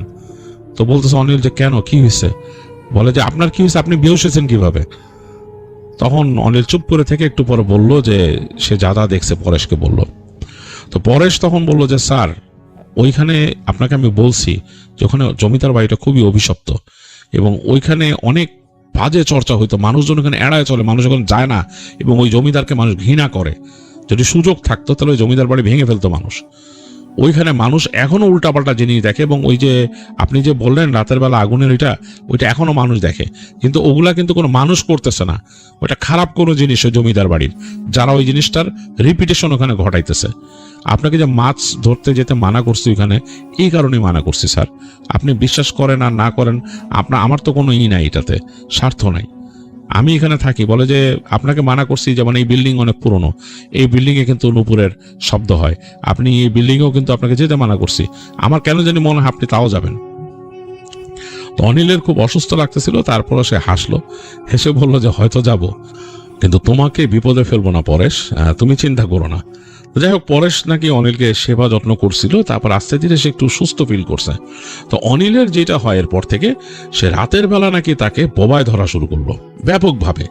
সে রাতের বেলা তার মনে হতো যে তার ঘরের মধ্যে, তার সে একটা স্বপ্নের মতো দেখতো, সে যে মনে হতো তার ঘরের মাঝে তাকে ঘিরে ধরতেছে কিছু মানুষ যাদের চোখ মুখ কিছু নাই, সেটা সে মানে স্বপ্নে দেখতো। এবং তারপর তাদের মধ্যে একজন লাফ দিয়ে তার গলায় শরীরে উঠে তার গলা চেপে ধরতো। এবং অনিল অনেক চেষ্টা করতো দম নিতে, করতে, শব্দ বেরোতো না, এবং সে মানে প্রাণপণ সে ফাইট করতো, সে পারতো না। এবং শেষ মুহূর্তে সে শব্দ পেত যে ওইখানে কোনো নারী আসতেছে নুপুর পায়ে, ছপ ছপ ছপ ছপ শব্দ হতো। এবং এই শব্দে দেখা যেত সবাই সরে গেছে তার কাছ থেকে, তার উপরে যে বসেছিল সেও সরে গেছে। তো অনিল তখন রিলিফ পাইতো কিছুটা। তো এটা যখন হয়েছে, তো অনিল তখন চিন্তা করছে যে এখানে কোনো ব্যাপার স্যাপার আছে, এইখানেও কোনো এন্টিটি আছে। অনিলের নিজস্ব এগুলো ক্যালকুলেশন যে এই বিল্ডিংটার মধ্যে কোনো এন্টিটি আছে, যেই এন্টিটিটা ওই এন্টিটিগুলোকে বাধা দিচ্ছে আমাকে ক্ষতি করতে বা আসতে। তো সে তখন তার বন্ধুকে ঢাকায় চিঠি লেখে যে আমি তো এখানে বিশেষ সমস্যা আছে, আমি এখানে থাকতে পারবো কিনা জানি না, তোরা কেউ একজন আয়। তো তার বন্ধু রফিক কয়েকদিন পরে চলে আসে। আসার পরে এর মধ্যে দেখে যে অনিলের শরীর স্বাস্থ্য খুব খারাপ হয়েছে এবং বুঝে যে তার অবস্থাটা খুব খারাপ। তো রফিক বলে যে তোর তো এরকম ঠিক না। এবং রফিক যখন তার সাথে ছিল একই রুমে, রফিক কিন্তু অনিলের ঘরের বাইরে নুপুরের শব্দ শুনছে। বলছে তোর এখানে থাকা ঠিক না, তোকে এখান থেকে চলে যেতে হবে, তুই এখানে একটা খারাপ সিচুয়েশনে পড়ছিস। তো অনিল বলে যে আমি চাকরি বাকরি, বলে না চাকরি বাকরি এটাই না। রফিক তার খুব ক্লোজ ফ্রেন্ড ছিল, বলো যে তুই যেভাবে হোক এখান থেকে চলে যাবি, তোর এখানে মানে করা যাবে না। তো রফিক থাকা অবস্থায় অনিল সেখানে সে চাকরিতে একটা লেখে যে আমি শারীরিকভাবে অনেক অসুস্থ, আমি অপারগ। এবং রফিক কথা বলে প্রিন্সিপালের সাথে যে ওর কিছু সমস্যা হয়েছে, আপনি হয়তো জানেন, পরেশের কাছ থেকে যেটা শুনছেন। প্রিন্সিপাল বলে যে জি আমি শুনছিলাম যে উনি এরকম মাছ ধরতে গিয়ে অসুস্থ হয়েছিলেন। তো বলে আপনি জানেন না আপনাদের এলাকার ইতিহাস? তো প্রিন্সিপাল বলে যে হ্যাঁ এটা জানি, এবং এই জিনিসটা কিন্তু পরেশ ওনাকে জানাইছিল, উনি কিন্তু শোনে নাই কথা। আর এই ব্যাপারগুলো আসলে এরকম যে যেটা মানে অ্যাকচুয়ালি এক্সপ্লেইন করার মতো না, আপনি এটা কি বৈজ্ঞানিকভাবে এক্সপ্লেইন করতে পারবেন? তো রফিক বলে যে না আসলে তো এটা পারবো না। বলে সেটাই তো, যান উনি যেতে চায় যান, ওনাকে শহরে নিয়ে যান, এটা সমস্যা না, আমি ওনার ট্রান্সফার করে দিব, যেখানে যায় আমি এখান থেকে করে দিব। আর ওনাকে চিকিৎসা করান, আপনারা ধর্মগুরু দিয়ে চিকিৎসা করান। তো যাই হোক, রফিক অনিলকে ওখান থেকে নিয়েই ফেরে, সে আর অনিলকে রেখে আসে না। আসার পর শহরে আসার পর তার এই সমস্যাটা কমে গেছিল, তাকে বোবায় ধরা কমে গেছিল। তারপরও রফিক নাকি তাকে ওখানকার একজন কবিরাজ ছিল পুরান ঢাকায়, তার কাছে নিয়ে যায়। তো কবিরাজ তাকে দেখে বলে যে ওইখানকার খুব বাজে জিন তাকে ধরছিল, বাজে জিন মানে তাকে দেখা দিছিল, কারণ সে তাদের জায়গায় যে ইন্টারফেয়ার করছিল, যেটা জিনটা একদম পছন্দ করে না, তাদের যে জায়গা, তাদের যে থাকার জায়গা বা যেখানে। আর ওই জায়গাতে একটা খুব খারাপ জিন ছিল, যেই জিনটা ওখান থেকে ওই জমিদারের আগের থেকে আসে, ওই নদীর ওখানে থাকে। সে ওই জলের বা ওই নদীর ওইখানের মানে ওই জলের জিন ওখানে, সে ওখানে থাকে এবং সে জমিদারের কাছ থেকে ভোগ নিত এবং সে ওই জায়গাতে অভ্যস্ত। তো অনিল ওই দিন কোনো কারণে বেঁচে গেছে, কোনোভাবে সে হয়তো সৃষ্টিকর্তার সাহায্য পাইছে যে অনিলকে কিছু করে নাই, বা তাকে কিন্তু ওইখানেও মানে শেষ করে দিত ওই দিন, তো বেঁচে গেছে। তো কবিরাজ তাকে মোটামুটি চিকিৎসা দেয়, বলে আপনি এরকম রাত বিরাতে হেঁটেন না। তো অনিল কিন্তু এরপরে আর কোথাও ট্রান্সফার নিয়ে অন্য কোথাও জয়েনও করেনি অনেকদিন। সে ঢাকায় ছিল, শরীর স্বাস্থ্য ঠিক হওয়া পর্যন্ত অনেকদিন ঢাকায় ছিল, এবং পরবর্তীতে সে ঢাকার আশেপাশেই ট্রান্সফার পায়।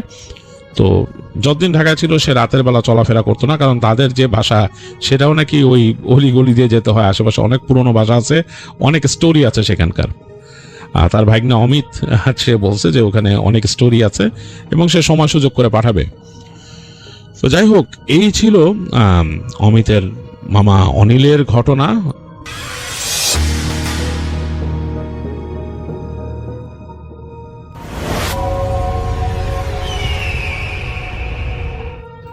ধন্যবাদ রাসেল ভাই আমাকে ঘটনা বলার সুযোগ দেওয়ার জন্য। আমার নাম রিপন, আমি লালমিয়ার থেকে বলতেছি। আজকে যে ঘটনাটা আমি আপনাকে শেয়ার করব, এটা আমার নিজের জেলারই একটা ঘটনা। ঘটনাটা আমাকে পাঠিয়েছেন পারভেজ ভাই, ওনার বাড়ি লালমিয়াহাটের পাটগ্রাম এলাকায়। ওনার নিজের নানাবাড়ি এলাকার একটি ঘটনা উনি ওনার মামার মুখ থেকে শুনেছেন, সেই ঘটনাটা আমি আজকে আপনাকে শেয়ার করব। রাসেল ভাই, গ্রামের পুকুর নিয়ে আমাদের অনেক রোমাঞ্চ থাকে, কিন্তু লালমিনহাটের পাটগ্রামের দিকে বুড়িদহ নামে যে পুকুর, পুরনো একটা পুকুর আছে, সেটার চারপাশে একদম অন্যরকম। চারপাশটা একদম অন্যরকম। পুকুরটা আকারে বেশ বড়, চারপাশটা ঘন পাতঝড় আর পুরনো শ্যাওলা ধরে ঘেরা। দিনের বেলাতে ওখানটায় বাতাসটা যেন কেমন ভারী আর ঠান্ডা হয়ে থাকে। তো গ্রামের মানুষ পারতপক্ষে সন্ধ্যার পর ওই পুকুর ঘাটে একা কেউ যায় না। কোনো রক্তচোষা ভূত বা 7 ফুট লম্বা কঙ্কালের ভয় সেখানে নেই, কিন্তু ভয়টা হচ্ছে ওখানকার অদ্ভুত নীরবতার। এই জন্য এতটাই নীরবতা থাকে যার কারণে আসলে মানুষ রাতের বেলা সেখানে যেতে মোটামুটি ভয় পায়। তো ঘটনাটা যে শেয়ার করবো, সেই ঘটনাটা আজ থেকে 11 বছর আগের একটা ঘটনা। সময়টা ছিল বর্ষাকালের একটা শেষের দিকের সময়। তো পারভেজ ভাইয়ের বড় মামা আনোয়ার সাহেব আর ওনার খালাতো ভাই সুমন রাতের খাবার খেয়ে হাঁটতে বের হয়েছিলেন। তো সুমন ভাই শহর থেকে গ্রামে বেড়াতে এসেছেন, তাই গ্রামীণ রাতের পরিবেশটা ওনার খুব ভালো লাগছিল। তো হাঁটতে হাঁটতে ওনারা কখন যে সেই বুড়িদহের কাছাকাছি চলে এসেছেন ওনারা খেয়ালই করেননি। তো রাত তখন প্রায় 11টা বাজে এরকম হবে। তো গ্রামের ওই দিকটায় তখনও কাঁচা রাস্তা, দুই পাশে ঝোপঝাড়। তো হঠাৎ সুমন ভাই খেয়াল করলেন যে ওনারা পুকুর পাড়ের রাস্তাতে পা দেওয়ার মাত্রই চারপাশে ঝিঝি পোকার ডাক আর ব্যাঙের আওয়াজ যেন 1 সেকেন্ডের জন্য থেমে গেল। পুরো চত্বরটা এমন একটা নিস্তব্ধতায় নেমে এলো যেন ওনাদের 2 জোড়া পায়ের শব্দ ছাড়া পৃথিবীতে আর কোনো শব্দই নেই। তো আনোয়ার সাহেব ছিলেন একজন অভিজ্ঞ মানুষ, ওনার মনের ভিতর খটকা লাগলো। তিনি সুমন ভাইকে বললেন যে চলো সুমন, আর সামনে যাওয়ার দরকার নেই, বাড়ির দিকে ঘুরে যাই। ঠিক তখনই সুমন ভাই ওনার হাতের ছোট্ট একটা তার হাতে একটা টর্চ লাইট ছিল, যেহেতু অন্ধকার রাস্তা, গ্রামের রাস্তা, আর তিনি হচ্ছে যেহেতু শহরেই থাকেন, তো দেখা যায় যে নর্মালি শহরের মানুষরা গ্রামে আসলে ওনারা টর্চ লাইট একটু বেশি ব্যবহার করেন, আর গ্রামের মানুষদের আসলে টর্চ লাইটটা একটু কম ব্যবহার করেন, তাদের আসলে অন্ধকারে পথ চলার অভ্যাস আছে। তো সুমন ভাই যখন তার পকেটে থাকা ছোট টর্চ লাইটটা সেই পুকুরের ঘাটের দিকে ঘোরালেন বা আলো ফেললেন, তিনি দেখলেন যে ঘাটের পাকা শান বাঁধানো চাতালে পাকা যে বসার জায়গা, আসলে ওখানে একটা গাছ আছে, এবং দিনের বেলাতে মানুষ ছায়া খাওয়ার জন্য বা ছায়াতে আশ্রয় নেওয়ার জন্য সেই পুকুর ঘাটে ওইখানে বসে। আর কিন্তু রাতের বেলা আসলে কেউ এখানে আসে না।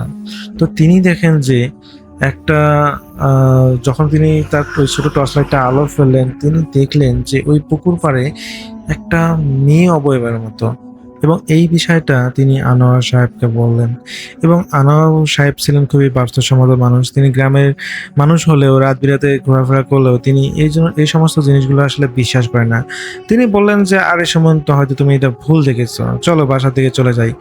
আর যেহেতু এখানে গ্রামের মানুষরা বলে যে এই জায়গাটা ভালো না রাতের বেলা, এখানে আমাদের আসলে থাকা উচিত নয়।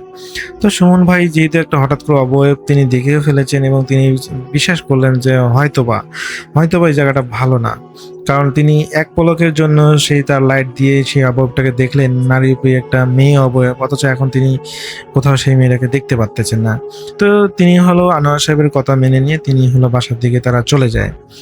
তো রাসেল ভাই, পরের দিন যখন একইভাবে রাতের বেলা দেখা যায় যে লোডশেডিং হয়েছিল, এবং তারা লোডশেডিং হওয়ার কারণে তারা চিন্তা করলো যে এই সময় আসলে একটু ঘুরে ফিরে আসা যাক। তো তারা সেই চিন্তা ভাবনা করে তারা আবার হলো গ্রাম দেখার জন্য রাতের বেলা চাঁদনি রাতে তারা ঘোরাফেরা করতেছে, এবং ঘোরাফেরা করতে করতে রাসেল ভাই তারা ওই দেখে যে একই রকম ভাবে, মানে গল্প করতে করতে দেখা যায় যে তারা ওই একই হলো পুকুর ঘাটে তারা চলে এসেছে। এবং এখানে এসে তারা বেশ অবাক হয়ে যায়, বিশেষ করে আনোয়ার ভাই। উনি হলো চিন্তা করে যে এখানে তারা দুজন কিভাবে এলো, তারা তো এই রাস্তা দিয়ে আসার কথা না। তো দেখা যায় যে এখানে ওই সুমন পুনরায় তার হাতে থাকা টর্চ লাইট দিয়ে যখন তিনি আশেপাশে দেখতে লাগলেন, তিনি দেখলেন যে একই জায়গায় গতকালকে যেখানে একটা মেয়েকে তিনি দেখেছিলেন বসে থাকতে, সেখানেই একটা মেয়ে অবয়ব বসে বসে কান্না করতেছে এবং সেই কান্নার সাউন্ডটা তিনি মৃদু সুরে পাচ্ছিলেন, কিন্তু এই কান্নার শব্দটা আনোয়ার সাহেব পাচ্ছিলেন না। যখন সুমন ভাই আনোয়ার সাহেবকে বললেন, ভাই আমি এখানে একটা কান্নার শব্দ পাচ্ছি, কোনো একটা মেয়ে কান্না করতেছে, তো আনোয়ার সাহেব যে বুঝতে পারলেন যে এটা হয়তো কোনো সাধারণ মানুষ নয়, অবশ্যই সেটা কোনো খারাপ। তো তিনি বললেন যে আরে বাদ দাও, এগুলো আসলে আমাদের ভেবে লাভ নেই, আর চলো বাসায় চলে যাই। আর আমরা এখানে আসলাম কিভাবে আমি নিজেও বুঝতে পারতেছি না।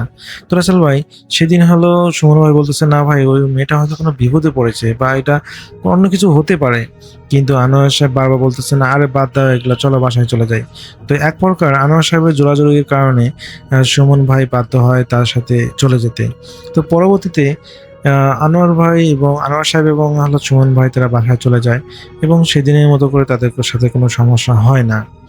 তো দেখা যায় যে সুমন ভাই কয়েকদিনের জন্য তা ঘুরতে এসেছেন। তো দেখা যায় যে তৃতীয় রাতে যখন তারা নর্মালি ঘোরার জন্য বের হয় এবং তারা ঘুরতে ঘুরতে দেখা যায় যে ওই বাজার থেকে বাসায় ফিরতে বেশ লেট হয়ে যায়। দেখা যায় তারা রাত 11টার সময় তারা বাসায় ফেরার মানে গ্রামের মেঠোপথ দিয়ে তারা বাসায় ফিরতেছিল। রাসেল ভাই, আজ থেকে 11 বছরের আগে সেই রাস্তাগুলো আর এখনকার রাস্তাগুলো কিন্তু বেশ তফাৎ। বিশেষ করে পাটগ্রামে এখন ওই রাস্তাগুলো কিন্তু মোটামুটি বেশ পাকা হয়েছে, কিন্তু 11 বছর আগে আসলে এরকম ছিল না। গ্রামের মেঠোপথগুলো তখনও কাঁচা ছিল।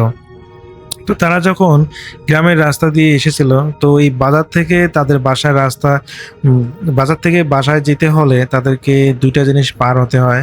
একটা হলো তাদের হলো ওই কবরস্থান একটা পার হতে হয়, তারপরে একটা ছোট্ট পুকুর আছে, সেই পুকুরের উপর একটা সাঁকো আছে। তো ওই এখন অবশ্য এটার উপর একটা ব্রিজ বানানো হয়েছে গত কয়েক বছর আগে, কিন্তু আজ থেকে 11 বছর আগে সেটার উপর একটা সাঁকো ছিল, বাঁশের সাঁকো। তো তারা যখন দুজনে ওই কবরস্থানটা পার হয় আর কোনো ধরনের সমস্যা তারা ফেস করেনি। তো যখনই তারা ওই বাঁশের সাঁকোটা পার হওয়ার ঠিক আগ মুহূর্তে তো সুমন ভাই হঠাৎ অনুভব করেন তাদের পিছনে কেউ কান্না করতেছে, এবং তিনি যখন তার হাতে থাকা টর্চ লাইটটা দিয়ে যখন তিনি পিছনে তার লাইটে আলো ফেলেন, তিনি দেখতে পান এটা তো সেই মেয়েটা যেটা গত রাতে সেই পুকুর ঘাটে কান্না করেছিল, যেটা আনোয়ার ভাইকে বলছিল কিন্তু উনি দেখেননি। তো যখন সময় ভাই বলতেছে, ভাই পিছনে আমাদের পিছনে একটা মেয়ে বসে কান্না করতেছে, আনোয়ার বলতেছে যে কোথায়। তো তখন এই সুমন ভাই তার টর্চ লাইট দিয়ে সেই মেয়েটার উপর আলো ফেলেন এবং দেখলেন যে ওই যে হলো ওপারে হলো পাশের সাগর রেলিং ধরে দাঁড়িয়ে আছে। তো আনোয়ার সাহেব দেখলেন যে কোনো কিছুই দেখতে পাচ্ছেন না তিনি, অথচ অপরদিকে সুমন ভাই স্পষ্ট দেখতেছেন সেখানে একটা মেয়ে বসে বা দাঁড়িয়ে কান্না করতেছে। তো দেখা যায় যে সুমন ভাই কনফিডেন্সলি বলতেছেন যে আরে আপনি দেখতে পাচ্ছেন না, ওই যে দাঁড়িয়ে কান্না করতেছে। তো এখানে আনোয়ার ভাই বুঝতে পারছেন যে আসলে যা কিছু হচ্ছে এগুলো কোনো নর্মাল বিষয় না। তো পরবর্তীতে দেখা যায় যে সুমন ভাইকে বলা হয় যে আরে আপনি ভুল দেখতেছেন, চলেন বাসায় যাই। কিন্তু এবার যেন সুমন ভাই কোনো মতে মানতে নারাজ। তিনি বলতেছেন আরে কি বলেন, একটা মেয়ে কান্না করতেছে, কোনো কিছু জিজ্ঞেস না করে আপনি মেয়েটাকে ফেলে একা চলে যাবেন। কিন্তু আনোয়ার সাহেব কোনোভাবেই বুঝাতে পারতেছেন না সুমন ভাইকে যে আসলে এটা কোনো মেয়ে নয়, এটা তার কল্পনা বা এটা আসলে খারাপ কিছু। কিন্তু সুমন ভাই এটা মানতে নারাজ। তিনি বারবার সেই মেয়েটাকে সাহায্য করার কথা বলতেছেন, তার কাছে যেতে বলতেছেন। তো এক পর্যায়ে দেখা যায় যে আনোয়ার ভাইকে না বলেই সুমন ভাই ওই মেয়েটার দিকে এগিয়ে যেতে শুরু করে। পিছন দিক দিয়ে আনোয়ার সাহেব বারবার তাকে থামানোর চেষ্টা করতেছেন, কিন্তু কোনোভাবেই সেই সুমন ভাইকে তিনি থামাতে পারতেছেন না। এবং দেখা যায় এক প্রকার তিনি সেই জায়গাতে চলে যান এবং সুমন ভাই সেই মেয়েটাকে জিজ্ঞেস করেন, আপনি কান্না করতেছেন কেন? কিন্তু সেই মেয়েটা কোনো উত্তর দিচ্ছে না। আর এটা ওই আনোয়ার ভাই দূর থেকে দেখতেছেন যে সে বাতাসের সাথেই কথা বলতেছে, তার সামনে কোনো কিছু নেই, সে কার সাথে যেন কথা বলতেছে। তো এদিকে সুমন ভাই সেই মেয়েটাকে বারবার জিজ্ঞেস করতেছে, আপনি কান্না করতেছেন কেন, আপনার কি কোনো সাহায্য লাগবে? কিন্তু সেই মেয়েটা কোনো কথা বলতেছে না। তো যখন দেখা যায় যে ওই সুমন ভাই এক প্রকার বিরক্ত হয়ে যায় জিজ্ঞেস করতে করতে, যেহেতু মেয়েটা কান্না করতেছে কিন্তু কোনো কথা বলতেছে না। তো তিনি যখন ব্যাক করতে আসবেন বলতে সেই মেয়েটার থেকে যখন আবার আনোয়ার ভাইয়ের দিকে যাবেন, তখনই সেই মেয়েটা হঠাৎ করে সুমনের নাম ধরে ডাকে, বলে যে সুমন ভাই আমাকে সাহায্য করবেন, আমি না বাসায় যেতে চাই, কিন্তু আমি আমার বাসার রাস্তাটা না খুঁজে পাচ্ছি না। তো এই কথা শোনার পর যখন সুমন ভাই তিনি ঘুরে তাকান সেই মেয়েটার দিকে, তিনি যা দেখতে পান সেটা দেখার জন্য তিনি মোটেও প্রস্তুত ছিলেন না। কারণ তিনি দেখতে পান সেই মেয়েটা কোনো সাধারণ মেয়ে নয়, এটা এমন একটা বীভৎস একটা মেয়ে যেটা দেখার জন্য তিনি মোটেও প্রস্তুত ছিলেন না। তিনি প্রচণ্ড পরিমাণে ভয় পেয়ে যান এবং এক দৌড়ে তিনি আনোয়ার ভাইয়ের কাছে চলে যান এবং তিনি আনোয়ার ভাইকে বলেন, এটা মেয়ে হতে পারে না, ভাই এখান থেকে চলো, আমাকে বাঁচাও। তো তারা দুজনেই সেখান থেকে বাসায় চলে আসে, যেহেতু আনার ভাই বুঝতে পেরেছিল যে হয়তোবা সে খারাপ কিছু দেখেছে, আর সে বাতাসের সাথে যেহেতু কথা বলতেছে অবশ্যই এটা খারাপ কিছু। তো পরবর্তীতে রাতের বেলা দেখা যায় যে সুমন ভাই প্রচন্ড পরিমাণ তার শরীরে জ্বর আসে এবং সেদিন এত পরিমাণ জ্বর আসে যে জ্বরের কারণে তিনি সারা রাত ভুলভাল বকতে থাকেন। তো দেখা যায় মাঝে মাঝে তিনি নিজে কান্না করেন, আবার উদ্ভট সব শব্দ করেন। এভাবে সারা রাতটা পার হয়ে যায় এবং সকাল হতে হতে তার শরীরে এত পরিমাণ জ্বর এসে যায় যে তাকে কোনোভাবেই সামলানো যাচ্ছিল না। পরবর্তীতে একজন গ্রামের ডাক্তারকে নিয়ে আসা হয় এবং গ্রামের ডাক্তার এসে যখন ঔষধ দেওয়া হয়, তো ঔষধ খাওয়ার পর দেখা যায় তার শরীরের জ্বর অনেক কমে যায় এবং তারা ভাবে যে হয়তোবা সেই খারাপ কিছু দেখার পরে তার শরীরে জ্বরটা এসেছিল এবং সেই জ্বরটা ধীরে ধীরে সেরে যায়। কিন্তু রাসেল ভাই, পুনরায় রাত হলে তার পাগলামি আবার শুরু হয়ে যায় এবং তার শরীরে প্রচণ্ড পরিমাণে জ্বর চলে আসে। তো পরবর্তীতে আনোয়ার সাহেব বুঝতে পারেন যে এটা শুধু হয়তো ওষুধ খেয়ে কিছু সময়ের জন্য তার শরীরে জ্বর কমানো সম্ভব, কিন্তু তার ভিতরে যেটা আছে সেটা বের করা সম্ভব নয়। তো পরবর্তীতে তিনি সেই রাতেই তার এলাকার একজন ভালো হুজুরকে তিনি ডেকে নিয়ে আসেন এবং হুজুর পরীক্ষা নিরীক্ষা করে বলেন যে এটা আমার দ্বারা সম্ভব নয়, তোমরা আমার একটা পরিচিত একজন আছে তার কাছে যাও। এবং পরবর্তীতে তারা একজন পরিচিত তান্ত্রিককে নিয়ে আসেন যিনি এই জিনভূত বিষয়গুলো এক্সপার্ট। তো তাকে যখন নিয়ে আসা হয় তিনি বলেন যে এটা সেই মেয়ে যেটা ওই পুকুর পাড়ে নাকি আত্মহত্যা করেছিল ডুবে, এবং তার কারেন্ট জিন বা তাকে আসলে অনুকরণ করে বা তার রূপ ধারণ করে সে মানুষকে ভয় দেখায়। এটা একটা খারাপ জিন, এই জিনটা মানুষকে ভয় দেখায়। হয়তোবা তো আপনার এই ভাই সেই জিনটাকে দেখে ফেলেছে কোনো একটা কারণে, তো সে এই কারণে আসলে তাকে ভয় দেখাচ্ছে। আসলে জিনদের স্বভাবটা হচ্ছে এরকম, যারা ভয় পায় তারা তাদেরকে বেশি করে ভয় দেখায়। তো আপনার বন্ধু যেহেতু শহর থেকে গ্রামে এসেছে এবং সেই মেয়েটাকে থেকে ভয় পেয়েছে, তার মনের ভিতর ভয় কাজ করেছে, যার কারণে তার উপর সে আসর করেছে। চিন্তা করবেন না, আমি এর ব্যবস্থা নিচ্ছি। তো পরবর্তীতে রাসেল ভাই সেই তান্ত্রিক ঝাড়ফুঁক করেন সুমন ভাইকে এবং তিনি পরবর্তীতে সুস্থ হয়ে যান এবং সুস্থ হওয়ার পর তিনি আর সেই গ্রামে থাকেননি, তিনি পুনরায় শহরে চলে যান। তো এটাই ছিল পারভেজ ভাইয়ের মামার একটি শেয়ার করা ঘটনা, যিনি এটা আনোয়ার ভাই এবং তার একটা খালাতো ভাইয়ের সাথে ঘটেছিল। এই ঘটনাটা আমি চেষ্টা করেছি পারভেজ ভাইয়ের মতো করে এই ঘটনাটা আপনাদের মাঝে শেয়ার করার। আর আসলে এটা বিশ্বাস করা বা না করাটা সম্পূর্ণ আপনাদের ব্যাপার। আমি জাস্ট শেয়ার করলাম, এটা পারভেজ ভাইয়ের ঘটনা, তিনি আমাকে এটা পাটগ্রাম থেকে লিখে পাঠিয়েছেন। আমার কাছে এই ঘটনাটা বেশ ভালো লেগেছে, যার কারণে শেয়ার করা। তো সবাই ভালো থাকবেন, সুস্থ থাকবেন এই প্রত্যাশায়। আল্লাহ হাফিজ।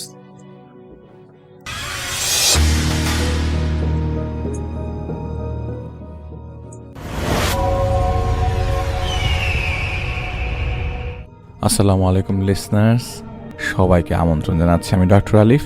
আশা করছি আপনারা সবাই ভালো আছেন, সুস্থ আছেন। এবং যিনি আমাদেরকে ঘটনাটি শেয়ার করেছেন তার নাম হচ্ছে আবির। তো আবির সাহেব যিনি যার কথা বলছেন তার নাম হচ্ছে আব্দুল মুসা। আব্দুল মুসা মাদ্রাসার একটি ছাত্র এবং খুবই সুদর্শন। আব্দুল মুসা হচ্ছে আবিরের খুব ক্লোজ বন্ধুদের মধ্যে একজন বলা যেতে পারে। তো আব্দুল মুসা মাদ্রাসার ছাত্র ছিল, কিন্তু আবির মাদ্রাসার ছাত্র না। আব্দুল মুসা যখন মাদ্রাসার ছাত্র এবং বয়স যখন 7 থেকে 8 বছর, সে সময় আব্দুল মুসা অথবা মুসার সাথে একটা ঘটনা ঘটে। আমি এর আগে একটু ব্যাকগ্রাউন্ড দিয়ে যাই। মুসার বাবার দ্বিতীয় বিয়ে, সেকেন্ড ম্যারেজ। প্রথম ম্যারেজে তার মা অ্যাপেন্ডিসাইটিসের ব্যথায় মারা যায় 1992-তে, যখন মুসার খুব বেশি বয়স না, খুব অল্প বয়স। 6 কি 7 বা 7-8 বছর হবে। মুসা যাতে এতটুকু মনে আছে যে তার মা যখন ব্যথায় মারা যায় তখন তার মাকে প্রপারলি হাসপাতালে নিয়ে চিকিৎসা করা হয়নি। এটা মুসা বলেছে যে প্রপারলি হাসপাতালে নিয়ে চিকিৎসা করা হয়নি, এটা ওকে ট্রমাটাইজ করে ফেলে।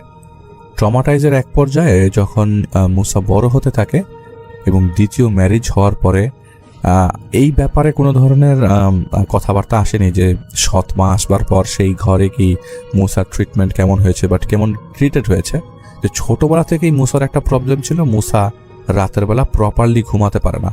যখন ওর বয়স 10 বছর, ওকে যখন মাদ্রাসায় দেওয়া হয় 10 বছর বয়স যখন ওর, তখন মুসা প্রথম একটা জিনিস পরিলক্ষিত করে যে ও যে কোরআন শরীফটা মসজিদের মধ্যে যখন করে আসে, আমপাড়া থেকে সবকিছু শেষ করে যখন কোরআন শরীফে আসে, সেই কোরআন শরীফে যে জায়গায় ও পরে রাখে রাতের বেলা আবার সেটাই ঠিক ওর মাথার কাছে চলে আসে। তো কোরআন শরীফ মাটিতে আসা তো খারাপ, তো বারবার ও সেটা ঘুম থেকে ওঠার পর সেটা ও সালাম করে আবার উপরে রেখে আসে। তো এরকম করে কয়েকদিন যাবৎ হচ্ছিল, ওইটাই তার সাথে শুরু। এরপর থেকে মুসা যেখানেই যায় সেখানেই সে বুঝতে পারে তার সাথে কেউ দাঁড়িয়ে আছে। মুসা যখনই আরেকটা জিনিস যেটা আমাকে বলা হয়েছে যে মুসা দেখতে ছোটবেলা থেকেই অনেক সুন্দর, অনেক অনেক সুন্দর, এবং ওর বয়স যখন 12-13 বছর তখনই তাকে দেখতে অনেকটা প্রাপ্তবয়স্কের মতো লাগতো, এরকম এত সুন্দর। এবং মুসা মাঝে মধ্যে এরকম অবস্থা যে মুসারই বোরকা পরে নামার মতো অবস্থা, যে রাস্তা দিয়ে হাঁটলে ওর দিকে ছেলেরাও তাকিয়ে থাকতো, এরকম যে ওর চেহারার মধ্যে একটা নূর ছিল, ওর চেহারার মধ্যে অনেক, ওকে দেখতে অনেক পছন্দ। আর তখন তো মোবাইলের যুগ ছিল না, তো মোবাইল যুগ থাকলেও সবার হাতে মোবাইল ফোন ছিল না, তো খেলাধুলা করতে মাঠের মধ্যে বাচ্চা কাচ্চা যেত।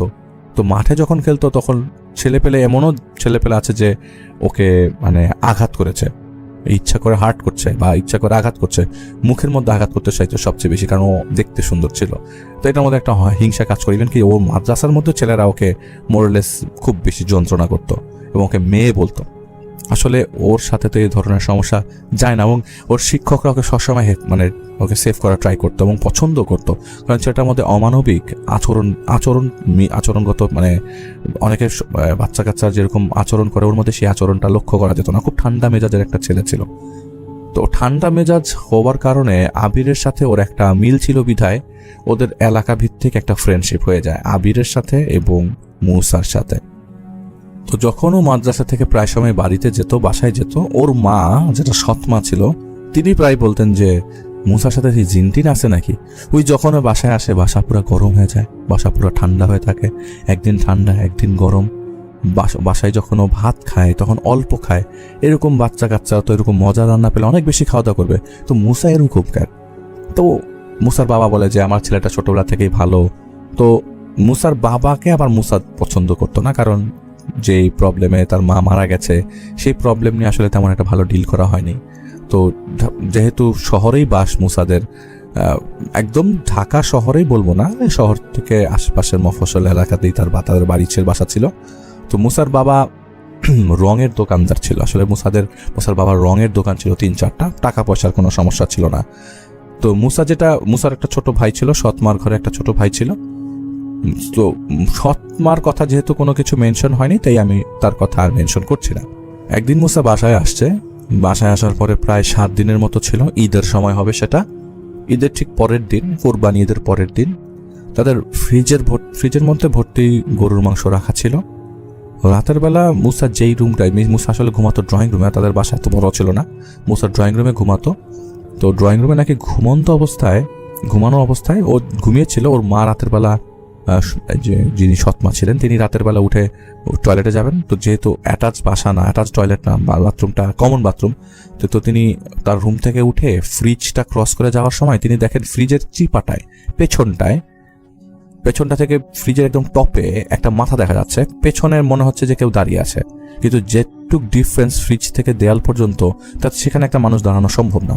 তো তিনি যখন ক্রস করে যাবেন, ফ্রিজের উপরে প্রায় সময় অনেকে ঝুড়ির মধ্যে ফল রাখে বা কিছু রাখে, তিনি দেখেন একটা মাথা দেখা যাচ্ছে পেছন দিক থেকে, এবং ফ্রিজের পেছন থেকে মানে তিনি দেখেন যে রক্তের গন্ধ আসছে।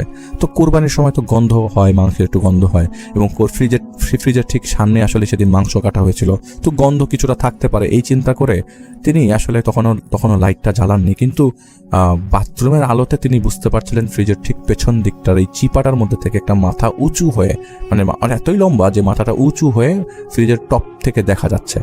তিনি একটা চিৎকার দেয়। তিনি চিৎকার দেওয়ার সাথে সাথে সবাই ঘুম থেকে জেগে ওঠে। এইটা এক্স্যাক্ট সালটা মনে নাই, তবে তখন মনে হয় মুসার বয়স 13-14 বছর। তো সবাই লাইট জ্বালায়, সামনাসামনি আসার পর দেখে যে যেই জায়গার কথা বলছেন সেই ঠিক পিছন থেকেই, ফ্রিজের পিছন দিক দিয়েই বিশাল বড় একটা ফুটা হয়েছে ফ্রিজের মধ্যে, যেটা থেকে মাংসের পানি গলে গলে চুয়ে চুয়ে পড়ছে।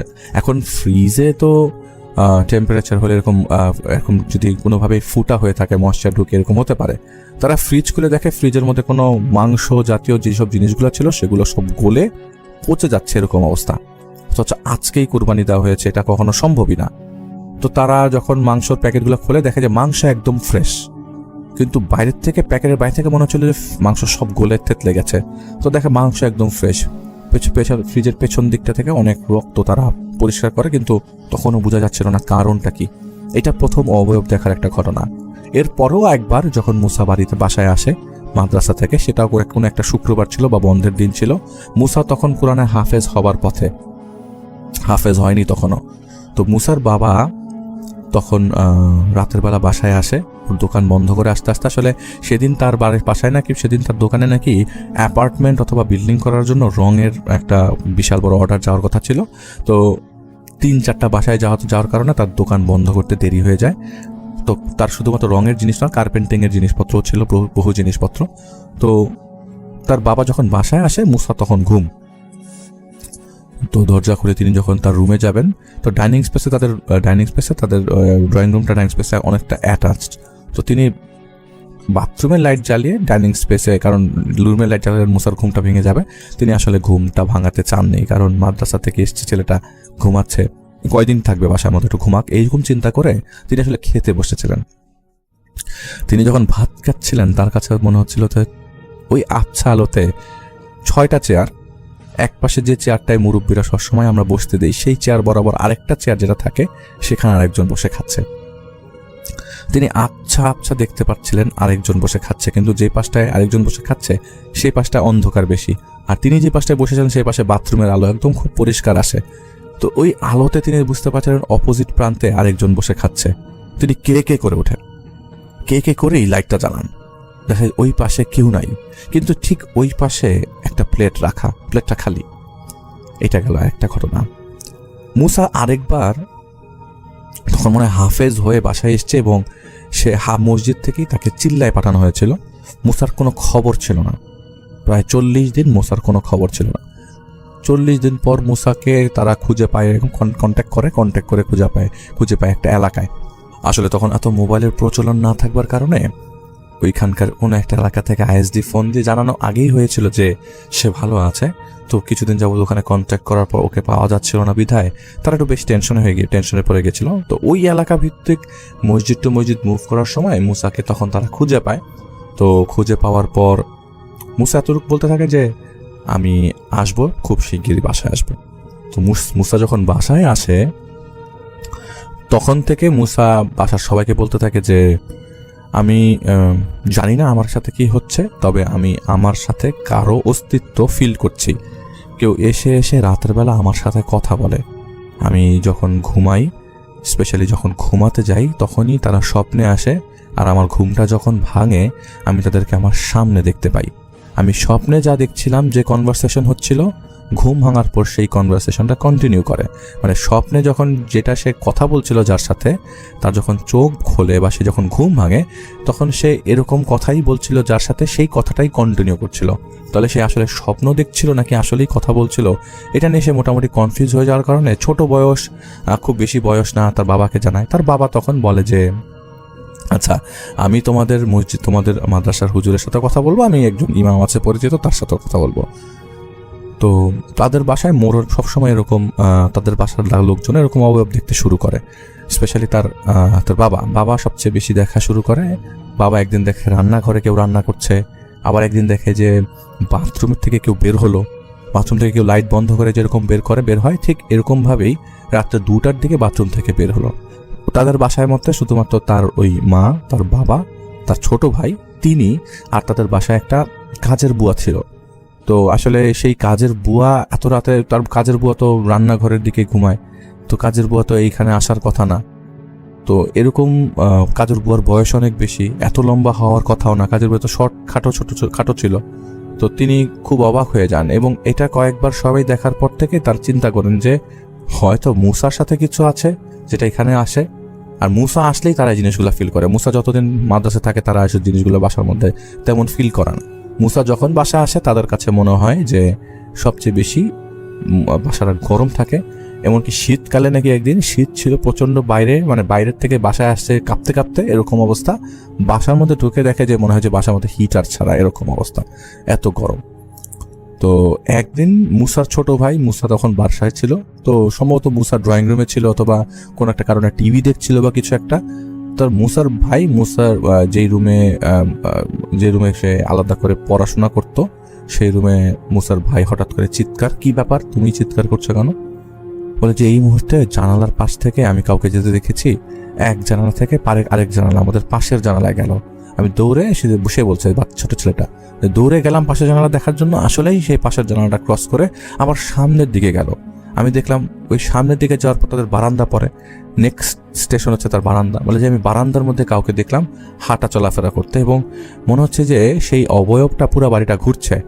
ওই বাচ্চা ছেলেটা ভয় পেয়ে যায়, ছোট ভাইটা ভয় পেয়ে যায়। ভয় পাওয়ার পর মুসাকে বললে, মুসা বলে যে আসলে মুসার বয়সও তো তখন খুব বেশি না, ও তখন চিল্লা দিয়ে এসছে। তো মুসা তখন বলল যে এরকম বাসার মধ্যে সবাই দেখা শুরু করেছে, এটা তখন অ্যালার্মিং। তো মুসাকে নিয়ে যাওয়া হয় তাদের মাদ্রাসার হুজুরের কাছে। তো মাদ্রাসার হুজুর তো হাফেজি শেষ করার পর মুসা ওখান থেকে চলে আসে। তো মাদ্রাসার হুজুর বলে যে আসলে মুসা যতদিন এখানে ছিল আমরা ওই জিনিসগুলো ফিল করতাম। মুসা যখনই দেখা যেত যে মুসার সাথে একদিন নাকি একটা ছেলের বেশ ঝগড়া হয়েছিল বলতে কি, মুসা তো দেখতে অনেক সুন্দর ছিল, আর ছেলেটা আসলে প্ল্যান করে ওদের বন্ধু বান্ধব মিলে মুসাকে বেশ মারধর করেছিল বিনা কারণে। ওরা মাঝে মধ্যে পায়ে পাড়া দিয়ে ঝগড়া করা টাইপ ছেলে পেলে ছিল। তো মাদ্রাসার মধ্যে তো কিছু ছেলে পেলে আছে যারা দুষ্টুমি করে। তো সেই ছেলেটা যখন মুসাকে মারে, মুসার ঠোঁট ফেটে যায়। তো আমরা ডাক্তার দেখিয়ে নিয়ে আসি, মুসা জিনিসটা আপনাকে বলতে বারণ করেছিল। তো আমরা যখন মুসার উপর নজর রাখছিলাম, তখন দেখলাম সেদিন রাতের বেলা আসলে আমাদের ভোরবেলা ফজরের ওয়াক্তের আগে দিয়ে সেই হুজুর বলছিল যে আমি তাহাজ্জুদের জন্য উঠেছিলাম। তো তাহাজ্জুদের জন্য উঠার পরে আমি একটা শব্দ পাচ্ছিলাম, মনে হচ্ছে ছাদের উপর থেকে কেউ কথা বলছে। তো তাদের মাদ্রাসাটা ছিল 4 তলা কমপ্লিট, 5 তলা আন্ডার কনস্ট্রাকশন বলতে পিলার তোলা ছিল। তো দেখে একদম টপ মোস্ট পিলারে, যে পিলারের মধ্যে রড সবচেয়ে উঁচু, সেই রডটা একদম টপ মোস্ট রডের মধ্যে একটা ছেলে চিৎকার করছে উল্টা হয়ে, মাথা নিচে পা উপরে। ওই ছেলেটা বাধা।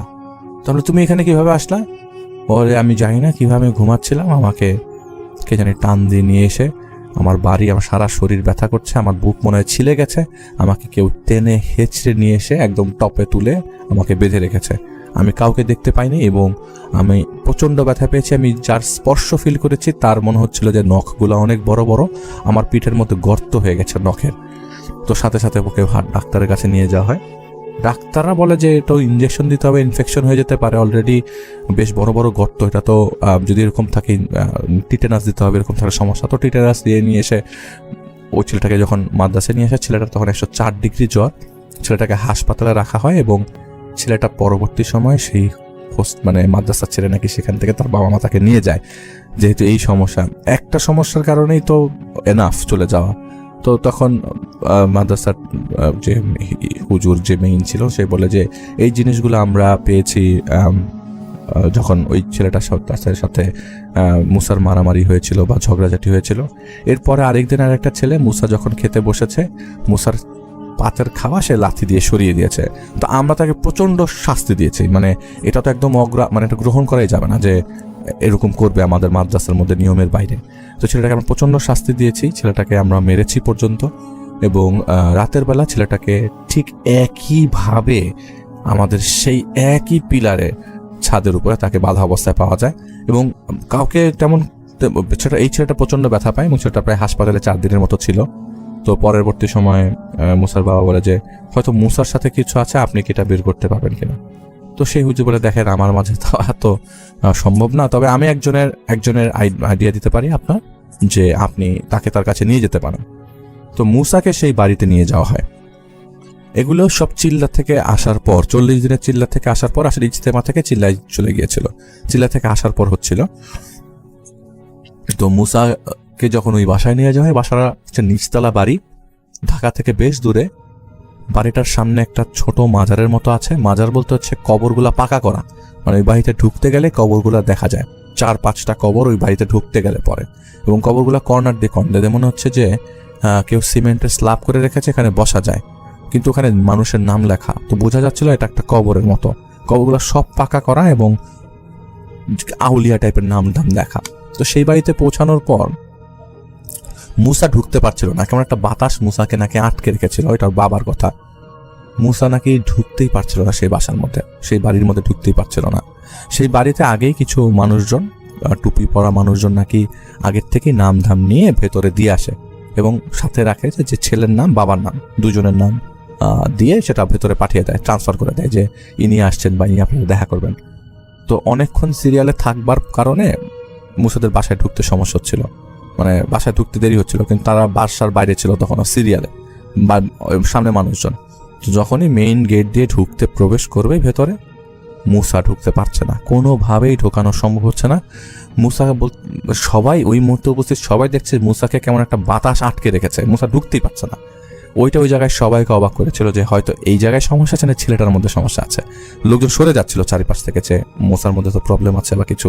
আর সেটা এত সুন্দর, মানে ওখানকার উপস্থিত লোকজন বলছে যে আমরা আদর করতে পারছি না ছেলেটাকে, কারণ ছেলেটাকে দেখে ভয় পাচ্ছিল, ছেলেটার চোখটা উল্টে যাচ্ছিল, মুসার চোখ তখন উল্টে যাচ্ছিল, শরীর যেতে পারছে না, কোনোভাবে টানতে পারছে না। ওখানে উপস্থিত যেসব হেল্পাররা ছিল, যে হেল্পিং হ্যান্ডরা ছিল, যে হুজুরের কাছে যাওয়া হয়, সেই হেল্পিং হ্যান্ডরা মুসাকে টেনে ভেতরে ঢোকাতে পারছিল না। অনেকক্ষণ পরে ভেতরে যে বয়স্ক লোকটা ছিল তাকে নিয়ে আসা হয়, তার বয়স অনেকটা 85 থেকে 90 বছরের কাছাকাছি। তাকে ধরে নিয়ে আসা হয়, ধরে নিয়ে আসার পর সে মুসার কপালে এসে একটা ফু দেয়, সাথে সাথে মুসা মনে হচ্ছে কেউ ধাক্কা দিয়ে ভেতরে ঢুকে গেল। মুসা মানে এতক্ষণ আটকে ছিল, ধাক্কা দিয়ে ঢুকে গেল, পুরোটাই বাতাসের মধ্যে হচ্ছিল, কেউ কিছু দেখতে পারছিল না। ওই লোকটা বলে, আসো আসো ভেতরে আসো, বাইরে থেকো না, বেশিক্ষণ বাইরে থেকো না, ওরা ঢুকতে পারবে না, ওরা হিন্দু। কাহিনী কি ওরা হিন্দু মানে? তো মানে ওখানে উপস্থিত লোকজনও সবাই অবাক হয়ে যায়, মুসার বাবা অবাক হয়ে যায়, ওরা ঢুকতে পারবে না, ওরা হিন্দু আসবে। আর তুমি চলে আসো, তুমি চলে, এখন কোনো সমস্যা নাই, তুমি আসো বাবা আসো। ভেতরে যায় এবং লোকটাও আস্তে আস্তে ভেতরে ঢোকে। ভেতরে ঢোকার পর একটা রুম ছিল, সেই রুমটা পুরো অন্ধকার, খালি লোকটার সামনে একটা ছোট্ট আলো টিম টিম টিম করছে, সেই আলোর সামনে মুসার বাবা বসে এবং ওই লোক বলে যে এই তোমাদেরকে আমার লাগবে, কারণ আমি যদি ওদের সাথে কথা বলি ও অজ্ঞান হয়ে যেতে পারে, ওরা ঢোকার চেষ্টা করছে, ওরা ঢুকতে পারবে না, কারণ ঢোকার কোনো সুযোগ নাই, এটা ওরা হিন্দু, ওরা দুজন ওরা হিন্দু, ওরা ঢুকতে পারবে না, ওরা হিন্দু ধর্মের, ওরা ঢুকতে পারবে না। তো হুজুর বলছে যে আমার আটমোস্ট রেসপেক্ট, কিন্তু আমার এখানে ঢোকা এতটা ইজি না, সম্ভব না, আমার এই চারিপাশ বন্ধ করা। যাক, আমি ছোটখাটো একজন মানুষ, আমি বলতে চাই কেমন আছো মুসা? তো মুসা বলছে জি ভালো। মুসা প্রথমে বুঝতে পারে না, কারণ নাম তো শুরুতেই দেওয়া হয়ে গেছিল, তো সে জানে তার নাম। তো সমস্যা কি জিজ্ঞেস করতে বলে, যে সমস্যা কি? তো মুসার বাবা বলে যে এই সমস্যা, আমার ছেলেটা তো এরকম সমস্যাগুলো ফেস করছে, আমরা বাসাতেও এরকম জিনিসগুলো ফেস করতাম, ওকে বাসায় নিয়ে আসলে এরকম জিনিস ফেস করা হতো, মাঝে মধ্যে খাওয়ার মধ্যে আমি পোকা পেতাম, আমি যদি খেতে বসতাম পোকা পেতাম, লাইট জ্বালালে দেখতাম, আমি most of the time light জ্বালাতাম না, যেহেতু ড্রয়িং রুমে মুসা ঘুমাতো, আমার কাছে মনে হতো আমি পোকা খাচ্ছি, আমি ঠিক লাইট জ্বালালে ঠিক হয়ে যেত। আমি মাঝে মধ্যে এরকম, উনি ওনার প্রবলেমের কথা বলেছে, ওনার স্ত্রীর প্রবলেমের কথা বলেছে, কেউ মাছ কুটছে রান্নাঘরে সেই কথা বলেছে।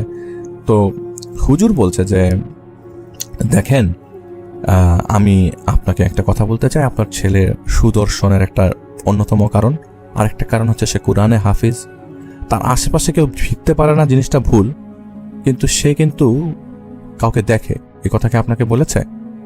তখন মুসা বলে যে জি আমি বলেছি, আমি কাউকে দেখি, কেউ আমার সাথে আছেন, তারা রাতের বেলা আমার সাথে আসে কথা বলে, তারাও খুবই সুন্দর। বলে হ্যাঁ তারা তো সুন্দর হবেই, তারা তো আপনার কাছে তোমার কাছে আসেই তাদের ডিফারেন্ট রূপ নিয়ে, তারা তো আসলে দেখতে সুন্দর না, তারা তো আগুনের তৈরি, এত সুন্দরও না। দেখ তোমার কাছে আসে হয়তো শেপ চেঞ্জ করে, ফেস চেঞ্জ করে, তো তারা অত সুন্দর না যে তুমি দেখে পাগল হয়ে যাবে। আল্লাহ তাআলা তোমাকে সৃষ্টি করেছেন, সুবহানাল্লাহ, তুমি অনেক সুন্দর দেখতে। মুসা তোমার পেছনে কেউ লাগবে, তোমার পেছনে কেউ থাকবে, এটা খুবই স্বাভাবিক। এবং তুমি মাদ্রাসার ছাত্র, তুমি কুরআন সম্পূর্ণ মুখস্থ বলতে পারো, একটা মসজিদে অলরেডি নামাজও পড়িয়েছো কয়েকটা মসজিদে, তো তোমাকে পেছনে ছুটবে না তো কার পেছনে ছুটবে?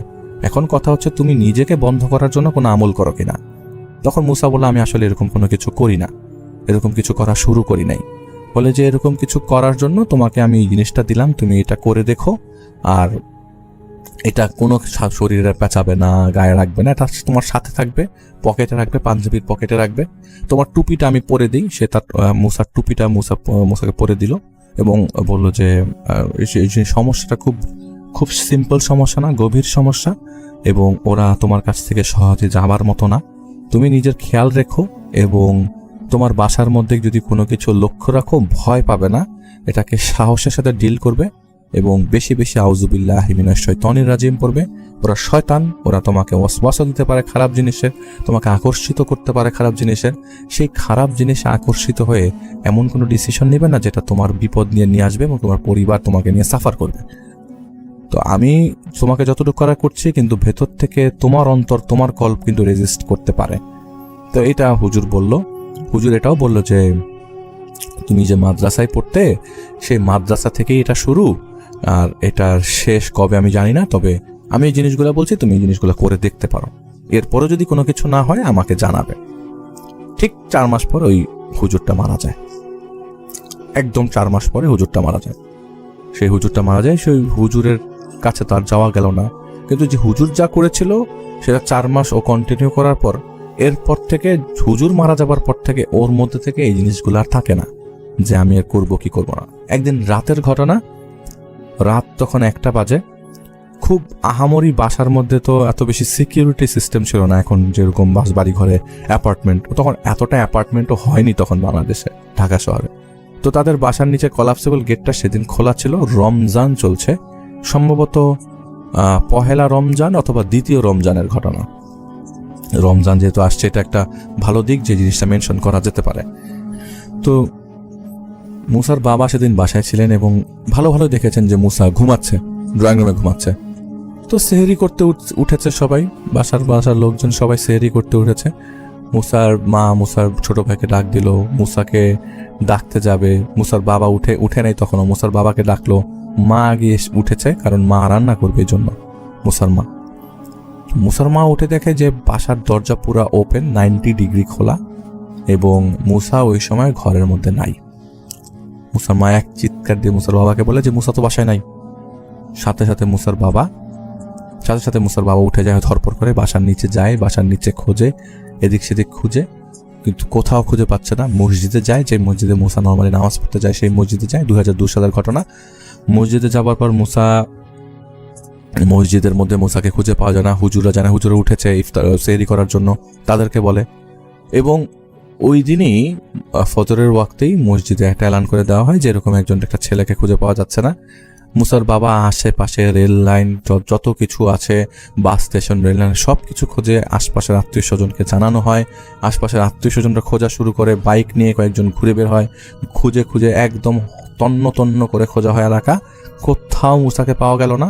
এবং টানা 3 দিন যখন মুসাকে পাওয়া যাচ্ছিল না, তখন তারা কেস করে, থানার মধ্যে একটা ফাইল জিডি করার পর থানা পুলিশকে জানানো হয় যে আমার ছেলেকে আমি খুঁজে পাচ্ছি না, আপনারা একটা খুঁজে দেখেন। ছবি দেওয়া হয়, মুসার ছবি দেওয়া হয়।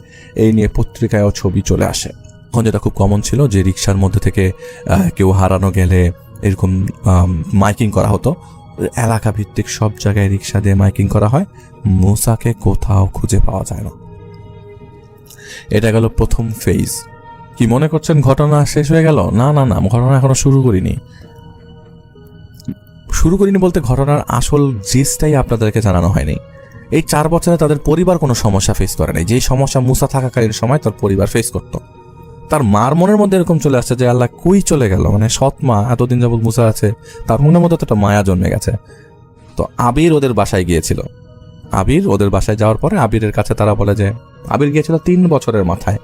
তো আবির অনেক চেষ্টা করছিল কিন্তু আবিরও খুঁজে পাচ্ছিল না। আবির তখনও তার কোনো পদ্ধতি খুঁজে বের করে নাই।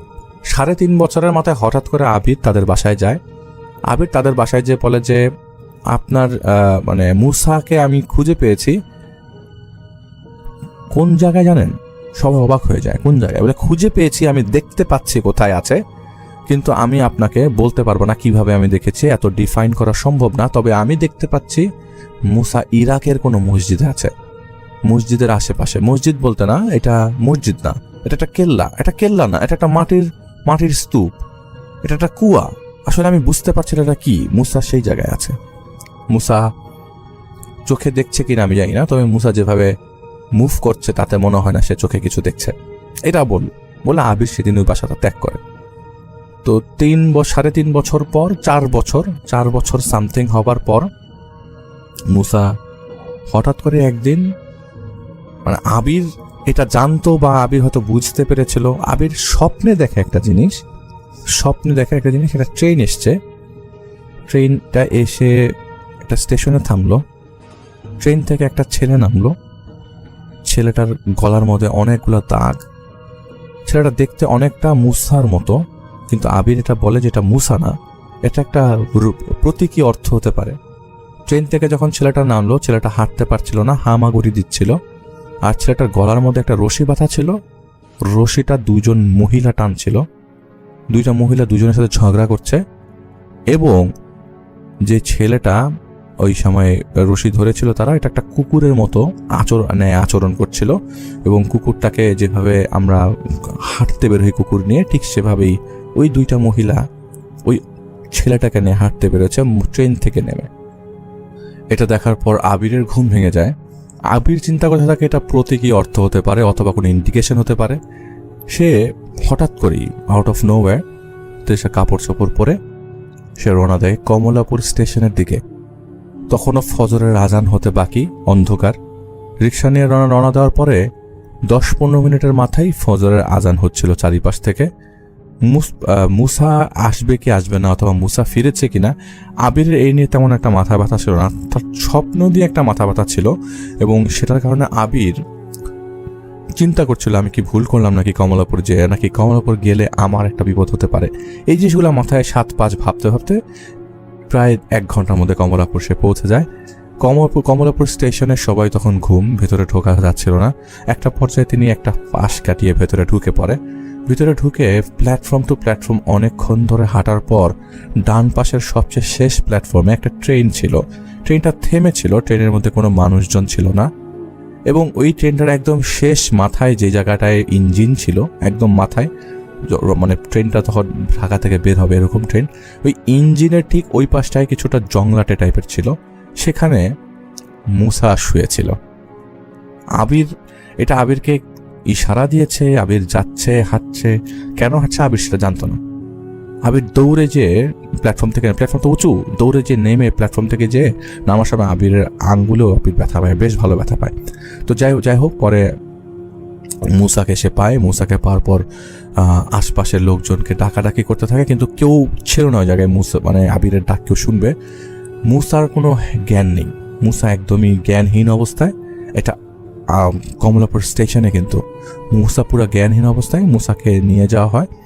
তখন তাদের বয়স তো খুব বেশি বয়স না, আবিরেরও বয়স বেশি না, মুসারও বয়স বেশি না, হয়তো ম্যাক্সিমাম 20-21 বছর বয়স, 21-22 বছর বয়স। তো আবিরের এই অস্তিত্ব ফিল করার অভ্যাস আছে অনেকদিন। আবিরের ব্যাপারে আমরা কিছুই জানতে পারিনি, জানবো ইনশাল্লাহ। অনেকটা কষ্ট করে মুসাকে প্ল্যাটফর্মের উপরে ওঠানোর পরে যে জায়গায় বসার জায়গা, সে জায়গায় কিছুক্ষণ শুইয়ে রাখা হয়। তো কিছুক্ষণ পর সেখানে কয়েকজন কুলি আসে, তাদের সাহায্যে বলে যে ওর তো শরীর খারাপ করেছে, ওকে আমাকে একটু রিক্সায় উঠায় দেন। কুলির সাহায্যে যখন বের হওয়ার পরে ওই জায়গায় কিছু বেবি ট্যাক্সি ছিল, সেই জায়গাটাতে কিছু বেবি ট্যাক্সি ছিল। নতুন নতুন সিএনজি আসে, বেবি ট্যাক্সি তখনও সম্পূর্ণরূপে শেষ হয়ে যায়নি। বা শেষ হয়ে যাওয়ার পথে। তো তারা বেবি ট্যাক্সি পায় একটা, ওই জায়গা থেকে একটা জায়গায় যায় এবং তাদের বাসায় উদ্দেশ্যে যাওয়ার জন্য বাস পায়। বাসে করে মুসার বাসায় তখন সকাল 7টা বাজে তারা পৌঁছায়। বাসায় 7টার দিকে পৌঁছানোর পর মুসাকে বাসায় নিয়ে আসার পর বাসার লোকজন সবাই তখন খুবই থ্যাংক ইউ জানাচ্ছিল আবিরকে। সবাই মনে করছিল আবিরই হয়তো বা নিয়ে আসছে। মুসা হয়তো আলটিমেটলি আসতোই যখন জ্ঞান ফিরতো তখন, কিন্তু আবির একটা ইন্ডিকেশন পেয়েছিল বিধায় সে জায়গায় যাওয়া। তো আবির তখন বলে যে আমি বিকালের দিকে আসবো বা সন্ধ্যাকালকে আসবো, আমি এসে তখন ওর কাছ থেকে ডিটেলস জানবো যে ও কোথায় ছিল, কিভাবে ছিল এই 4টা বছর। 4 বছর তো কম সময় না, এই 4 বছর আমরা ওকে দেখি নাই। তোর কাছ থেকে অবশ্যই ডিটেলসটা জানা দরকার, আমরা জানবো। তো মুসার যখন জ্ঞান ফেরে তখন মুসা কারোর সাথে কথা বলছিল না। পরের দিন যখন আবির আসে, আবিরের সাথে কথা বলছিল না, কোনো কথাই বলছিল না মুসা, একদমই কথা বলছিল না। কথা বলে অনেকদিন পর, ওকে কোনো কিছু জিজ্ঞেস করলে ও রিপ্লাই দিচ্ছিল না। যখনই কোনো কিছু খাওয়া দিতে হতো, মানে যখন তাকে কোনো খাওয়া দেয়া হতো, টেবিলে সার্ভ করা হতো, সে খুব পাগলের মতো খেত। মনে হতো যে সে কোনোদিন কোনো কিছু খায়নি, এইভাবে খেত। লকমার সাইজগুলো অনেক বড় বড় থাকতো। যেদিন প্রথম তাকে বাসায় নিয়ে আসা হয়, নখের সাইজ অনেক বড় ছিল, চুল অনেক বড় ছিল, শরীরের যে পরনে কাপড় সেদিন রাতে পরেছিল সেটা ছিল না, তার পরনে ছিল সবুজ কালারের গিলাফ টাইপের কাপড়, যেটা সবুজ আর নীলের একটা মিশ্রণের টাইপের কাপড়, যেটা এখন একটা সিল্কি রেশমি কাপড়ের মতো, যেটা ছেলেরা পরতে পারে না। ছেলেরা কিন্তু রেশমি কাপড় পরতে পারে না, এরকম একটা সিল্কি কাপড় পরা ছিল, যেটা ভেতরে ও সম্পূর্ণ কোনো ধরনের আলাদা কিছু পরা নাই, শুধু ওটা দিয়েই তার কাভার ছিল। এবং প্রায় 3 মাস, এবং 3 মাসের মধ্যে বাসার মধ্যে তারা তেমন কিছু নেগেটিভ পরিলক্ষিত করেনি। তবে যখনই সে রাতের বেলা ঘুমাতো, তাদের মনে হতো যে তাদের বাসার বাইরে দিয়ে চারিপাশে প্রচণ্ড শব্দ আসতো। কুকুর মারা যাওয়ার সময়, কেউ মারা গেলে, বা কুকুরের যে কান্নার যে শব্দটা আপনারা সবাই জানেন যেরকম হয়, সেরকম কান্নার শব্দ চারিপাশ থেকে প্রতিধ্বনিত হতে থাকতো। তার মা ভয় পেত সেই শব্দ শুনলে, তার ছোট ভাইটা ভয় পেত শব্দ শুনলে। তার বাবা কয়েকদিন বাড়ির নিচে পর্যন্ত গিয়ে গেট খুলে চেক করে এসছে, যে দেখার জন্য যে এই শব্দটা কোথা থেকে আসে।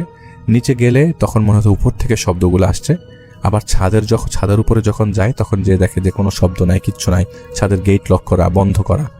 তো তারা জিনিসটা বলে যে ও যেহেতু আসছে, তোর কাছ থেকে জানবোই একটা সময়।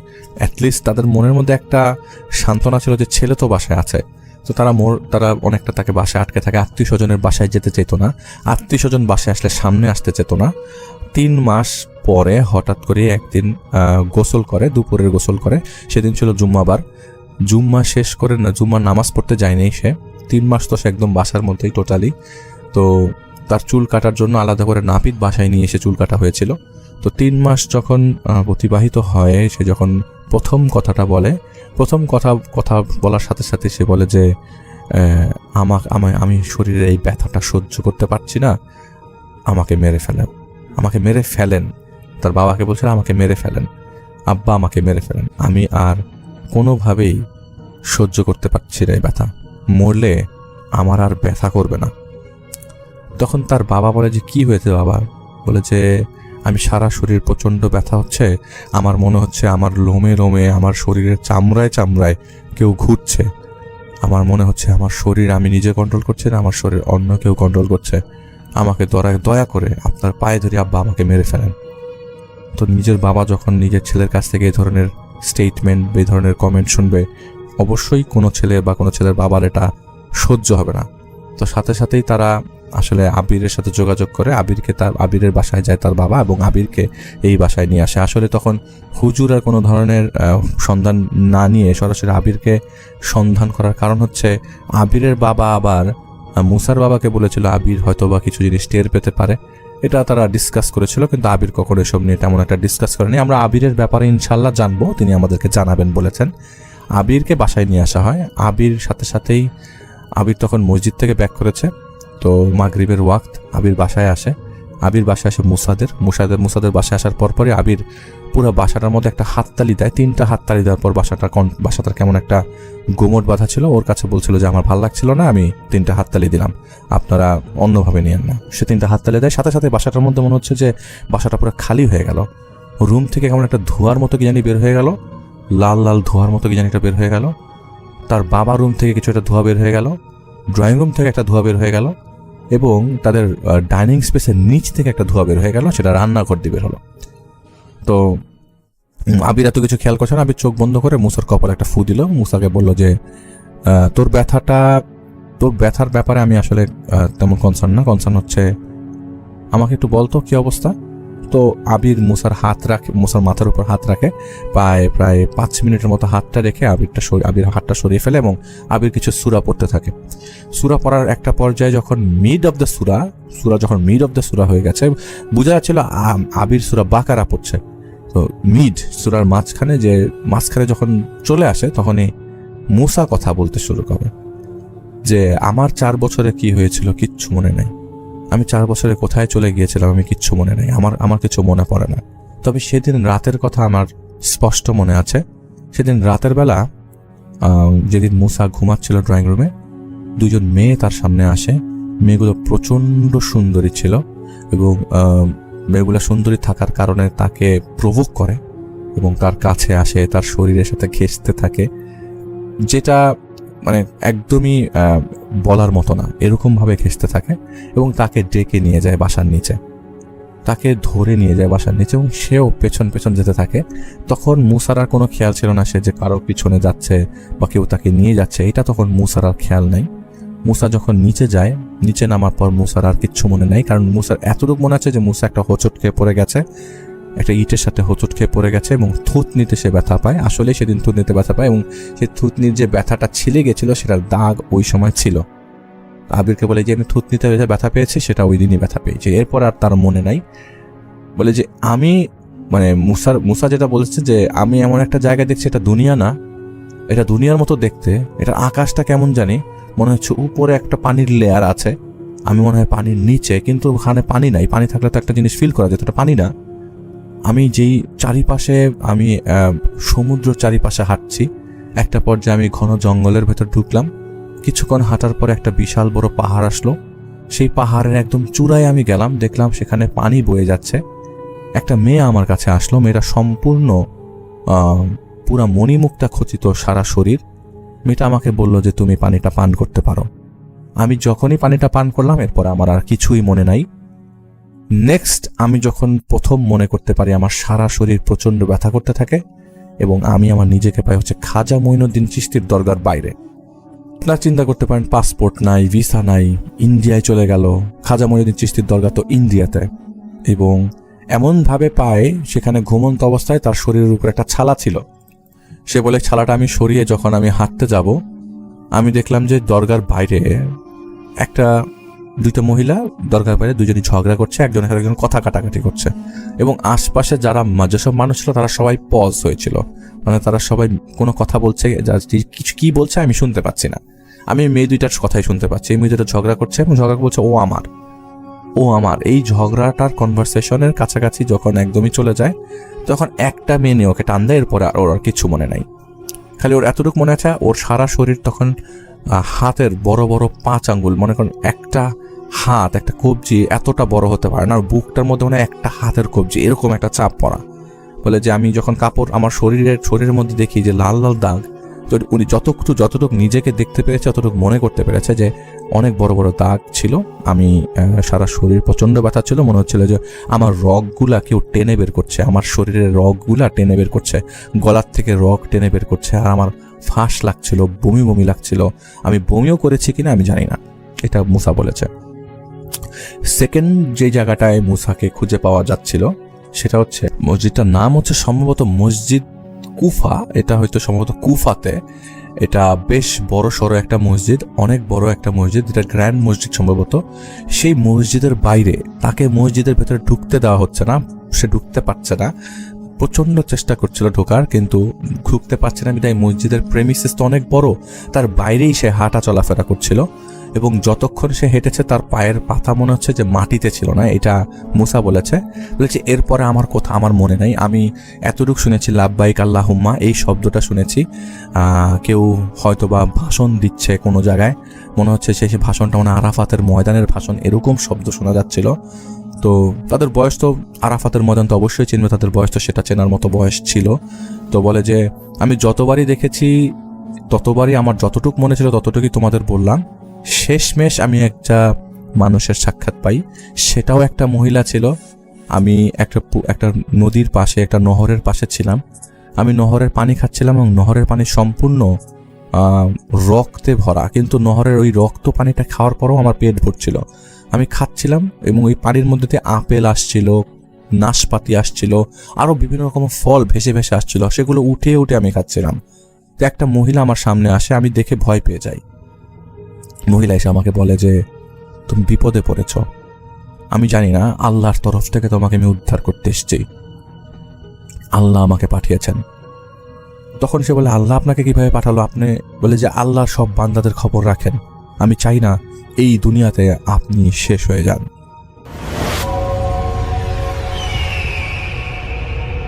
হ্যালো লিসেনার্স, আশা করি ঘটনাগুলো আপনাদের ভালো লেগেছে। আমি চেষ্টা করেছি বাছাই করে ঘটনাগুলো আপনাদের মাঝে শেয়ার করার। আমি প্রতিদিনই ঘটনাগুলো বাছাই করে আপনাদের মাঝে একটি করে এপিসোড শেয়ার করার চেষ্টা করি। যদি আমার ঘটনাগুলো একটু ভালো লাগে তাহলে অবশ্যই এই চ্যানেলটি সাবস্ক্রাইব করবেন। আর আপনারা কোথা থেকে এই ঘটনাগুলো শুনতেছেন যদি আপনাদের ঠিকানাগুলো জানান তাহলে আমি অনেক কৃতজ্ঞ হব। তাহলে আমি বুঝতে পারবো যে আপনারা কোথা থেকে শুনতেছেন। এছাড়াও আপনাদের মাঝে যদি কোনো ঘটনা থেকে থাকে তাহলে অবশ্যই আমাদের ইমেলে দেওয়া ঠিকানায় ঘটনাটা পাঠাবেন। তাহলে নেক্সট এপিসোডে আপনার সেই ঘটনাটা আমরা রাসেল ভাইয়ের মাধ্যমে অথবা আমরা নিজেরা পড়ে শোনাবো। তো ভালো থাকবেন, সুস্থ থাকবেন, এই প্রত্যাশায় আজকের মতো বিদায় নিচ্ছি। আল্লাহ হাফেজ।